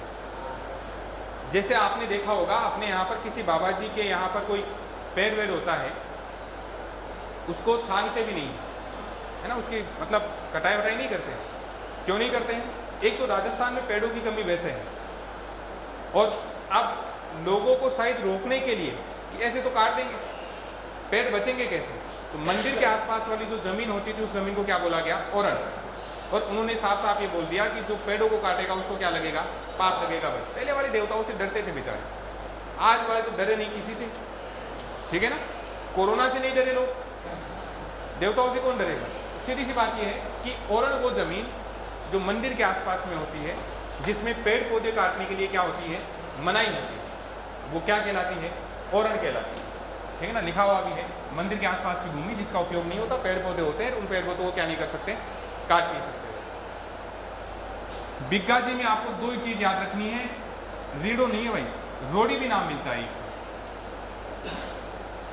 इनका। जो मंदिर है वो कहां पर है? रोडी। जाटों में एक गोत्र होती है जाखड़। जाखड़ है कोई? जाखड़ कौन है? एक भी जाखड़ नहीं है। तो जाखड़ों के कुल देवता जो है वो कौन है? बिग्गा जी। बस ये दो ही चीज याद रखना, प्रश्न यही पूछते हैं ज्यादातर, ये वाला पूछते हैं। जाखड़ समाज के कुल देवता कौन है? बिग्गा जी। अब छोटे छोटे लोक देवता है। खेतला जी बड़े जोरदार लोक देवता है, ये भी एमबीबीएस एमडी थे। एमबीबीएस के बाद में एमडी होता है, देखो, विशेषज्ञ। शाहरुख खान टाइप के लोगों का इलाज जहां जो करते थे, वो कौन करते थे? खेतला जी। समझ गए ना? खेतला जी, तोतला जी लोगों का इलाज करते थे, याद रह जाएगा। तो शाहरुख खान को कहाँ जाना चाहिए? पाली आना चाहिए, यहाँ आकर धोख मारना चाहिए, शायद उसके बाद में उसका हकलाना क्या हो सकता है? दूर हो सकता है। तो आप ये मान के चले, इनका मंदिर तो कहाँ पर है? पाली, सोनार। और हकलाने वाले बच्चों का इलाज होता है। अब वो बूढ़ा हो गया वैसे शाहरुख खान, लेकिन फिर भी अगर बचपन में शाहरुख खान को यहाँ लाया जाता था, आज उसकी समस्या खत्म हो जाती। शाहरुख खान टाइप के बाबा मतलब लोगों का इलाज कौन करते हैं? खेतला जी। ठीक है ना? समझ गए? ये एमडी थे किसमें? पीडियाट्रिक में एमडी थे, और खास तौर से जो हकलाने वाले बच्चे होते थे उनका इलाज किया करते थे। जुझार जी, ये बड़े जोरदार लोग देवता है, नाम से लग रहा है जुझार जी कि जुझार आदमी रहे होंगे। इनका जन्म कहाँ हुआ? इमलोहा में। इनके मंदिर की एक विशेषता ये है, इसमें लिखा हुआ नहीं है, मैं बता देता हूँ कि मंदिर में एक दुल्हन, एक दूल्हा और 3 भाइयों की पूजा होती है। मतलब इसके मंदिर में, जुझार जी के मंदिर में कौन कौन होते हैं? एक तो दूल्हा, एक कौन है? दुल्हन, और 3 कौन है? भाई। इनकी पूजा होती है साहब। अब दूल्हा, दुल्हन और 3 भाई है, इनकी पूजा हो गई तो कोई ना कोई कारण तो रहा होगा। ठीक है ना? श्यालोदड़ा जो है, वहां पर क्या हुआ था कि किसी की गाय चुरा ली गई थी, और गाय जब चुरा ली गई तो एक बारात जो वापस लौट रही थी, उसमें अपने जुझार जी का ब्याह हुआ था। उस समय इनका विवाह होकर वापस लौट रहे थे, साथ में दुल्हन भी और साथ में इनके 3 भाई भी थे। बीच में जब कोई रास्ते में गाय चोरी हो गई थी, तो ये कहते हैं कि उन्होंने वहाँ पर उसकी गायों के लिए, उस व्यक्ति की गायों के लिए युद्ध किया था, उसकी गायों की रक्षा के लिए युद्ध किया था इन्होंने, और लड़ते हुए क्या हो गए थे, ये वीर गति को प्राप्त हो गए थे। खुद जुजार जी और इनके 3 भाई क्या हो गए थे, लड़ते हुए शहीद हो गए थे। जब ये लड़ते हुए शहीद हो गए तो इनकी पत्नी भी थी, दुल्हन भी थी, और दुल्हन क्या हो गई, सती हो गई। भाई दुल्हन भी तो सती होगी ना। तो इस तरह से एक दूल्हा है, कहाँ गया रे यार वो, अपने आप कैसे जा रहा है यार, आप कौन कर गया, ये इधर भी नहीं। अब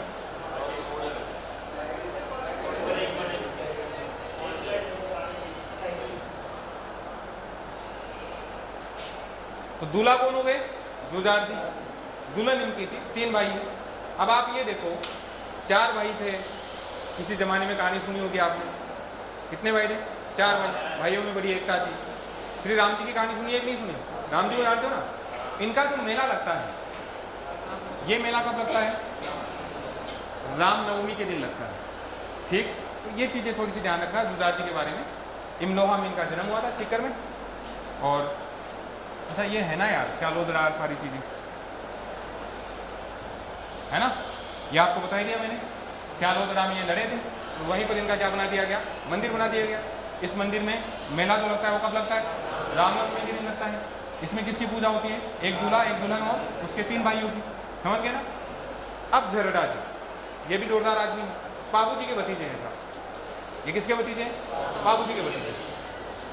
मैंने बाबू जी के समय आपको बताया था, बाबू जी अपने जमाने के रणवीर कपूर थे। क्या थे, रणवीर कपूर थे, सुंदर थे। और ये जो झरड़ा जी है, इनको रूपनाथ कहा जाता है। झरड़ा जी का दूसरा नाम कौन सा है, रूपनाथ, शायद आगे आ जाएगा। अब हमने ये बात की थी कि बाबू जी जो थे, बाबू जी ने किससे युद्ध किया था भाई, जिंदराव खींची से, याद है ना। केसर काल में घोड़ी देवल चारणी, और देवल चारणी की गायों की रक्षा के लिए 3 फेरों के बाद में कौन उठ के आ गए थे, बाबू जी उठ के आ गए थे। युद्ध लड़ा था और शहीद हो गए। हालांकि गायों की रक्षा उन्होंने कर ली थी, लेकिन शहीद हो गए थे। और किससे लड़ते हुए थे वो, जिंदराव खींची से। अब उसी समय मैंने आपको बताया होगा कि बाबू जी के एक भाई थे बूढ़ो जी। बाबू जी के भाई कौन थे, बूढ़ो जी। तो बूढ़ो जी भी बाबू जी के साथ में शहीद हो गए थे। डामा और चांदा की भी हमने बात की थी उस समय। बाबू जी के 2 भील साथी थे, उनका नाम क्या था, डामा और चांदा, वो भी उस समय शहीद हो गए। अब अपने पिता और अपने अंकल की हत्या का बदला लेने के लिए किसने जिंदराव खींची से युद्ध लड़ा था, ठीक है ना, किसने लड़ा था, झरड़ा जी ने लड़ा था। अब एक चीज और, इनका नाम झरड़ा क्यों पड़ा, ये कहते हैं बाबू जी के भाई का नाम मिलता है बूढ़ो जी या बुद्धू जी भी मिलता है। इनकी एक रानी का नाम था, नाम में डांट पटा है, मेरे समझ में नहीं आया ऐसा नाम किसने रखा था। उनका नाम था गेली।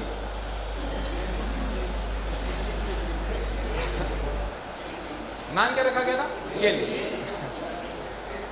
हालांकि बड़ी समझदार महिला थी। आजकल गेली बोलते हैं, किसको बोलते हैं, हाँ, बावली सी हो, जिसको सतना नहीं हो, लखन नहीं हो, बोले चल गेली, बोलते ही नहीं बोलते। तो इनकी रानी का नाम था गेली। ये कहते हैं कि जब बूढ़ो जी या बुद्धो जी शहीद हो गए, तो सीधी सी बात है, कौन सती होगी, सती होगी ना, इनको सती होना पड़ेगा इनकी रानी को। अब जब सती होने लगी तो ये कहते हैं कि उस समय प्रेग्नेंट थे। अब ये आपको पता ही है कि सती, जो प्रेग्नेंट महिलाएं जो होती थी वो क्या नहीं हो सकती थी, सती नहीं हो सकती थी। उनको कहा गया, उनको रोक लिया गया कि आप सती नहीं हो सकते, जब तक आप अपने बच्चे को जन्म नहीं देते तब तक आप सती नहीं हो सकते।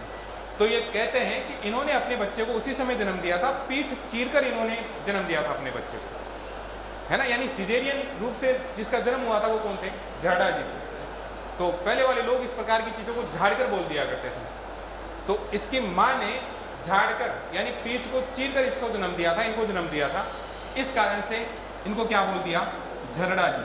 और झरड़ा जी ने बड़े होकर किससे झगड़ा किया, जिंदराव खींची। जिंदराव खींची को मारने वाले कौन थे, झरड़ा जी थे। बाबू जी के क्या लगते हैं, ये भतीजे। बाबू जी के क्या है, ये भतीजे, ठीक।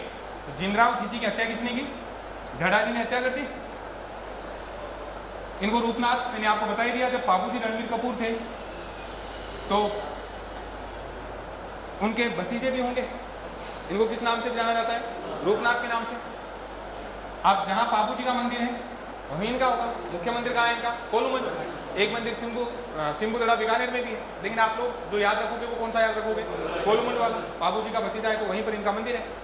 हिमाचल प्रदेश में इनको क्या बोलते हैं? बालकनाथ। ये कहते हैं बाद में ये कहाँ चले गए थे? हिमाचल प्रदेश की ओर चले गए थे, बालक थे इसलिए इनको क्या बोल दिया गया? बालकनाथ बोल दिया गया। तो ये कौन थे? अपने झरडा जी थे। बाबूजी के क्या थे? भतीजे थे।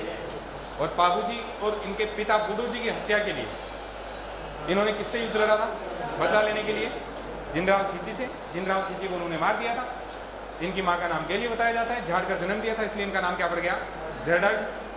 और इनको क्या भी बोलते हैं? रूपनाथ बोलते हैं। मुख्य मंदिर वहीं पर कोलूमंड में बना हुआ है। और हिमाचल प्रदेश में क्या बोलते हैं इनको? बालकनाथ बोलते हैं। ठीक है। अब है हरिराम जी। हरिराम जी भी पशु चिकित्सक है। इन्होंने भी वेटनरी की थी, लेकिन ये घोड़ा रोग विशेषज्ञ थे।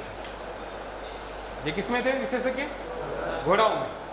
ठीक है ना। एक तो देव बाबा थे। देव बाबा पशु चिकित्सक थे, वेटनरी थे, सबका इलाज करते थे वो। ये विशेष रूप से किसका इलाज करेंगे? घोड़ों का इलाज। इनका मंदिर कहाँ पर बना हुआ है? झोरडा। देखो दो नाम समान से आते हैं। अभी हमने पढ़ा था झरडा, और ये कौन है? झोरडा। मतलब झोरडा इनका यहाँ पर जन्म हुआ। ये किसका इलाज करते थे भाई? घोड़ों का इलाज करते थे। तो सॉरी घोड़ों का इलाज वाले ये नहीं है। इनका मेला कब लगता है? भाद्रपद शुक्ल पंचमी को। भाद्रपद शुक्ल सप्तमी को किसका लगता है? किसका लगता है? और भाद्रपद शुक्ल दशमी को, और भाद्रपद शुक्ल एकादशी को। याद है ना? भाद्रपद शुक्ल द्वितीया से किसके मेले की शुरुआत होती है? किसका? रामदेव जी के मेले की शुरुआत होती है। और उस मेले को क्या कहा जाता है? बाबेरी बीज कहा जाता है। कोई ज्यादा नहीं है, सर्प रख सकते आप ध्यान रखने ना। और बाम्बी जो होती है, जो सांप का जो बिल होता है, उसकी पूजा किसके लिए की जाती है? हरिदास जी के लिए। हरिदास जी के मंदिर में किसकी पूजा होती है? बिल की पूजा होती है। सर्प रख सके तेजा जी की तरह। तेजा जी भी कौन से देवता थे? सर्प रख सकते। सर्प रक्षक देवता जो है वो खूब सारे आएंगे अभी। फिर आप लोग एक थोड़ा सा प्रश्न पूछते हो, सर तेजा जी भी आ गया और अपने हरिदास जी भी आ गए, गोगा जी भी आ गए, तो हम कौन सा ऑप्शन करके आए? ये बेकार सा प्रश्न है। बाकी ये सारे के सारे कौन है? एक केसरिया जी है। केसरिया जी किसके बेटे हैं? ये भी कौन है? ये भी MBBS MD थे। किसमें थे ये? सर्पों का इलाज, मतलब जिसको सर्प काट लिया करते थे उसका इलाज करते थे। अपने हरिदास जी के बारे में पढ़ा है, वो भी किसका इलाज करते थे? तेजा जी भी किसका इलाज करते थे? सर्प रक्षक देवता थे। गोगा जी की भी हमने बात की थी, वो भी किसके देवता थे? सर्प रक्षक देवता थे। ठीक। ये छोटे छोटे देवता हैं, इनकी कोई ज़्यादा बात नहीं है। ये भामादेव नहीं है भाई, मामादेव। ये जो है कौन है? मामादेव। बरसात के देवता है। मामादेव किसके देवता है? जब बरसात नहीं होती है तो किसकी पूजा की जाती है? मामादेव। मंदिर नहीं होता इनका। एक लकड़ी का तोरण होता है जो गांव की सीमा पर लगा होता है, उसकी पूजा की जाती है। ठीक है ना। मंदिर नहीं होता है, लकड़ी का क्या होता है? तोरण होता है। तोरण जानते हो? जो प्रवेश द्वार होता है उसको क्या बोलते हैं? तोरण। पहले गांव की सीमा पर ही तोरण होता था, वो लकड़ी का बना होता था, और उसकी पूजा की जाती थी। किसके रूप में? मामादेव के रूप में। तो बरसात के देवता है, तोरण की पूजा की जाती थी जो गांव की सीमा पर लगा हुआ होता था। और इनको खुश करने के लिए बकरे वकरे से नहीं मानते थे। मामा जी की डाइट थोड़ी ज़्यादा थी, इसलिए इनको क्या खिलाना पड़ता था? भैंसा। है कि नहीं है? ये रसा। ये प्रश्न ध्यान रखना, भैंसे की बलि किस देवता को, किस लोक देवता को खुश करने के लिए की जाती है? ठीक। जब बरसात नहीं आए तो आपको किसको सल्टाना है? ये मैं नहीं कह रहा, लिखा हुआ है। हालांकि मैं बलि के पक्ष में नहीं हूँ। तोरण की पूजा होती है। ये दोनों ही इंपॉर्टेंट है भाई। बरसात के देवता, आजकल बरसात नहीं आ रही, क्या पता बरसात के देवता है, पूछ ले। बरसात की थोड़ी कमी चल रही है ना, तो बरसात के देवता कौन है? जाते अगर घर पे कोई भैंसा वैसा है तो करना ट्राई। अबे आलम जी, आलमगी में कोई खास बात नहीं है, घोड़ों के रक्षक देवता है बस, जो अभी हमने हरिराम दास जी में कर ली थी। ये किसके देवता है, किसमें MBBS किया था इन्होंने, घोड़ों का इलाज करने में इन्होंने डिग्री ली थी साहब। यहाँ इनके मंदिर के पास में एक टीला है, मिट्टी का टीला है। बारे में आपको पता है टीले मिलेंगे, हमने पढ़ा था शुष्क रेगिस्तान जो है वो यहाँ पर है। तो एक टीला बना हुआ है, मान लो घोड़ा ज़्यादा ही बीमार है, उसको यहाँ तक नहीं लाया जा सकता, तो यहाँ से मिट्टी ले जाओ और किसके लगा दो, घोड़े के लगा दो, घोड़ा ठीक हो जाएगा, घोड़े का इलाज हो जाएगा। अगर घोड़ा ठीक ठाक अवस्था में है तो घोड़े को यहाँ लाओ और उस मिट्टी के टीले के चारों ओर क्या लगवाओ, फेरी लगवा दो। तो यहाँ घोड़ों का इलाज इसमें भी होता है, मतलब मिट्टी के टीले के चारों ओर क्या लगाई जाती है, टीले के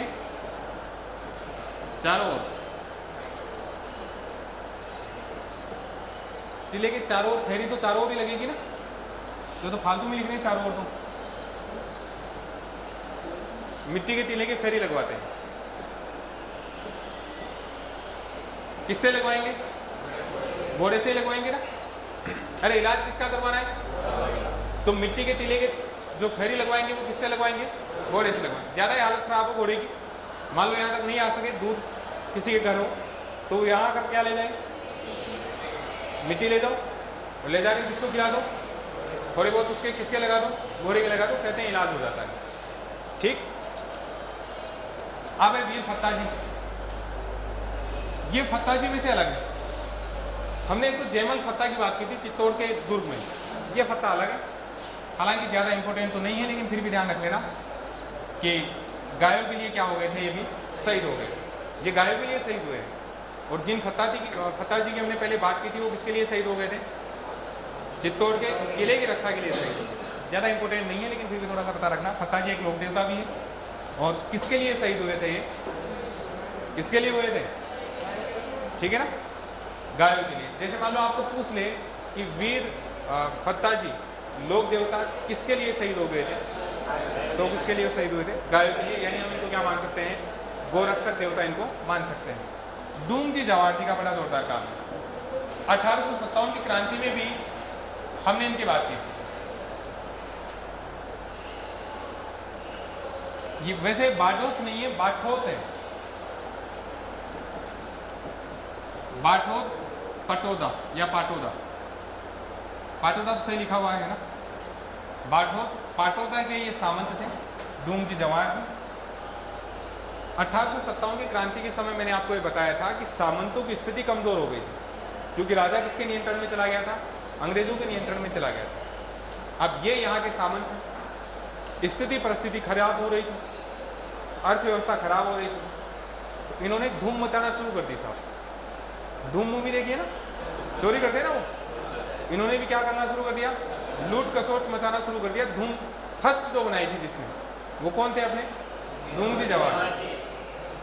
धूम मचाते थे लेकिन अपने लिए नहीं, ये लूट खसोट करके वो धन किसको ला कर देते थे, गरीबों को देते। ऐसे धूम मचाने वालों को तो देखो दुनिया फैन हो जाती है। जैसे मान लो मैं चारों ओर लूट लाकर आपको दे दूं, आपका तो देवता ही हो गया, तो ये जोरदार भगवान है। तो डूम जी और जवाहर जी क्या करते थे, धनी लोगों से धन मांगते थे, पहले तो मांगते थे गरीब लोगों की सहायता के लिए, और अगर नहीं दिया करते थे तो कौन डकैती डालते थे, डूम जी जवाहर जी। इनके साथी भी थे, लोट्या निठारवाल या लोठू जी या लोहट जी उनका नाम भी है ना, बालू नाई, सांतू मीणा, ये इनके सहयोगी भी थे। तो अब ये पाटोदा के सामंत थे, अमीरों का धन लूट कर किसमें बांट दिया करते थे, गरीबों में बांट दिया करते थे। अब गरीब राजी, इनके सहयोगी है लोहट जी, ये थोड़ा सा गलत लिखा हुआ है, इनका नाम जो है या तो लोटिया भी लिखा हुआ होता है, लोठू भी लिखा हुआ होता है, और लोहट भी लिखा हुआ मिलता है। शायद लोठू जी होगा, निठारवाल थे, निठारवाल, लोठू जी निठारवाल है कोई यहाँ, कोई नहीं है, तो शायद लोठू जी नाम ना होगा, इसलिए क्या बोल दिया हो गया, लोटिया। और नाम क्या भी मिलता है इनका, लोहट जी। उनके सहयोगी कौन है, लोहट जी। एक करना मीणा भी था, और मैंने अभी आपको बताया कि जैसे सांथू जी भी थे, बालू जी नाई भी थे, वो अन्य सहयोगी भी थे। जैसे बालू जी भी इनके सहयोगी थे। बालू जी अपने वाले नहीं थे? आप लोग देखो, बालू जी आपने भी धूम मचाई है कभी, ऐसा नहीं है। और सांथू जी भी थे। और उसके बाद में बालू जी नाराज हो जाए, मेरे लिए और बोल दो, आजकल रिकॉर्ड और होती है बातें, तो बताओ। तो ये देखो बोल रहे थे बालू जी भी थे इनके साथ में। पानी पिलाओ, पानी नहीं है तो कौन कौन हो गए भाई? डूंगी जवाहर जी तो है ये। इनके सहयोगी कौन कौन हो गए? लोटिया निठारवाल या लोठू निठारवाल या लोहट निठारवाल या बालू जी जो थे वो थे, एक सांथू जी भी इनके सहयोगी थे। ये क्या करते थे?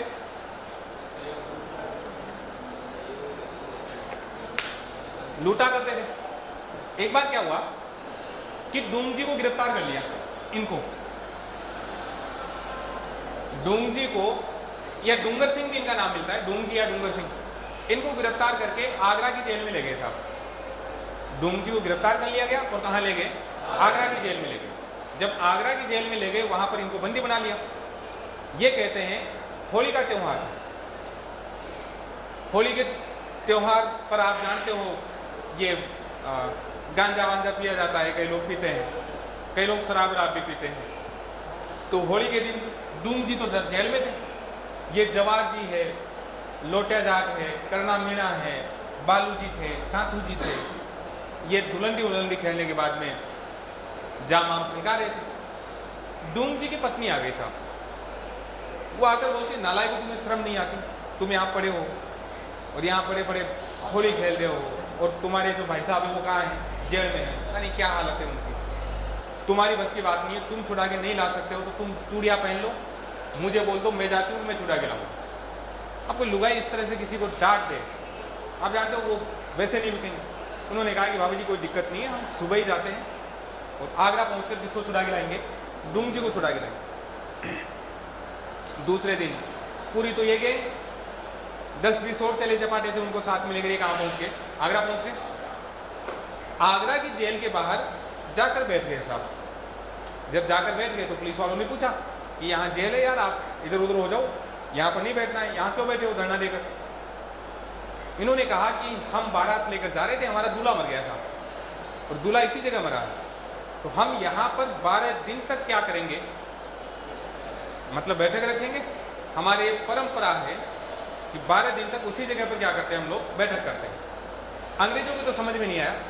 उन्होंने हिंदू सिपाहियों से पूछा कि वास्तव में ऐसा होता है क्या? उन्होंने बोल दिया हाँ साहब होता तो है, 12 दिन तक बैठक तो चलती है, ये तो मुक्ता करके जाएंगे, 12 दिन दिमाग उड़ जाएंगे अपने को, चिंता मत करो। तो अब एक दिन हो गया, 2 दिन यहाँ गरुड़ पुराण बाची जाए, यहाँ पर उपदेश दे ये लोग, जवाहर जी, लोटिया जी, करना जी, और संतों की समान बातें करें। 10 दिन में आदमी धीरे धीरे जानकार हो जाते हैं। जैसे मान लो जेल के सामने बैठे हैं और वहाँ पर ज्ञानियों की तरह बातें कर रहे हैं, संतों की तरह की बातें कर रहे हैं। और 11 दिन हो गए साहब। 10-11 दिन जब हो गए, 12 दिन तक रुकना था, तो 11वां दिन जब था तो एक सिपाही कुछ ज़्यादा ही सेंधा हो गया था इनसे। भारतीय था, रोज इनके उपदेश सुनता था। बोले बाबा जी आप कल जाओगे, आपकी बड़ी याद आएगी, बहुत अच्छी अच्छी ज्ञान की बातें आपने बताई है। मेरे मोबाइल नंबर ले लो, कभी जरूरत पड़े तो आप बात कर लेना, और मेरे लाइक कोई काम हो तो मुझे जरूर याद करना। तो इन्होंने कहा, जवाहर जी ने, क्या काम तो अभी भी है वैसे। बोले बताओ क्या काम है? कि इस जेल में मेरा एक शिष्य पड़ा है यार, मैं सोचा मैं जाते जाते उससे भी मिल जाता। चलो ठीक है, कल मिलवाता हूँ आपको। कौन है? उन्होंने बोल दिया वो डूंग जी है साहब, डूंगर सिंह। यहाँ मिलवा देंगे, कोई दिक्कत नहीं है जेल में। 12वें दिन उनकी मुलाकात किससे हुई? डूंगर सिंह जी से हुई। अब डूंगर सिंह जी से जब मुलाकात हुई तो सिपाही ने जाकर कहा पहले तो उनको कि आपसे कोई मिलने आया है। डूंगर सिंह जी ने कहा यार यहाँ कौन मिलने आ गया? और वहाँ पर ये जवाहर जी थे, या कोई बताते हैं लोटिया जाट। दूर से ही देखा कि एक बाबा जी है, आपके गुरु जी है, आपको याद कर रहे थे, मिलने के लिए आए। जवाहर जी ने जाकर पूछा और वत्स कैसे हाल चाल है तेरे? बाबा जी की तरह एक्टिंग की है पूरी। डूंग जी ने कहा, डूंगर सिंह जी ने कहा कि कल मुझे काले पानी के लिए भेजा जाएगा, हालत खराब है बाबा जी, और इससे ज़्यादा क्या बताऊँ। काले पानी की सज़ा के लिए पहले अंडमान निकोबार भेज दिया करते थे, क्योंकि कल मुझे कहाँ भेजा जाएगा, काले पानी की सज़ा दी जाएगी कि वत्स तुझे आशीर्वाद देता हूँ, आज रात्रि में तेरे सारे के सारे कष्ट क्या हो जाएंगे, दूर हो जाएंगे। वो समझ गए थे, कोई ना कोई सेटिंग इन्होंने कर ली। उसके बाद में कहते हैं कि रात में, उसी रात में डूंग जी को छुड़ा कर कौन लेकर आ गए थे, डूंग जी, जवाहर जी, लोटियाजार, कर्णा, मीणा, ये सारे लोग छुड़ा कर किसको लेके आ गए थे, डूंग जी को छुड़ा कर लेके आ गए। और डूंग जी को छुड़ा कर ले, अब अंग्रेजों ने पुलिस पीछे लगा दी, पुलिस पीछे लगा दी, तो बीकानेर के राजा रतन सिंह और जोधपुर के राजा तख्त सिंह जो थे इस समय, वो भी किसका साथ दे रहे थे, अंग्रेजों का साथ दे रहे थे। इनको गिरफ्तार कर लिया गया। गिरफ्तार करने के बाद में जनता ने बड़ा विद्रोह किया, बहुत प्रेशर डाला जोधपुर और बीकानेर के शासकों के ऊपर कि डूंग जी और जवाहर जी को कुछ नहीं होना चाहिए। तो ये कहा जाता है कि उसके बाद में डूंग जी को तो रखा गया था बीकानेर में, और जवाहर जी को कहाँ रखा गया था, जोधपुर में रखा गया था। बड़े सम्मान के साथ में इनको रखा गया था, ठीक है। और इन्होंने अंग्रेजों की क्या भी लूट ली थी, नसीराबाद की सैनिक छावनी भी लूट ली। तो बड़े जोरदार काम, धूम जो मचाई थी वो किसने मचाई थी साहब, डूंग जी और जवाहर जी ने मचाई। समझ गए, ठीक। ये लोक देवता पे, अब लोक देवता मानेंगे कि नहीं मानेंगे इनको, अरे मानेंगे ना। तुम्हें कोई लूट लूट कर धन दे दे तो तुम तो उसी को सब कुछ मानने लग जाओ। वैसे यहाँ पर था, खैर अच्छे लोग थे इसलिए इनको पूजा जाता था।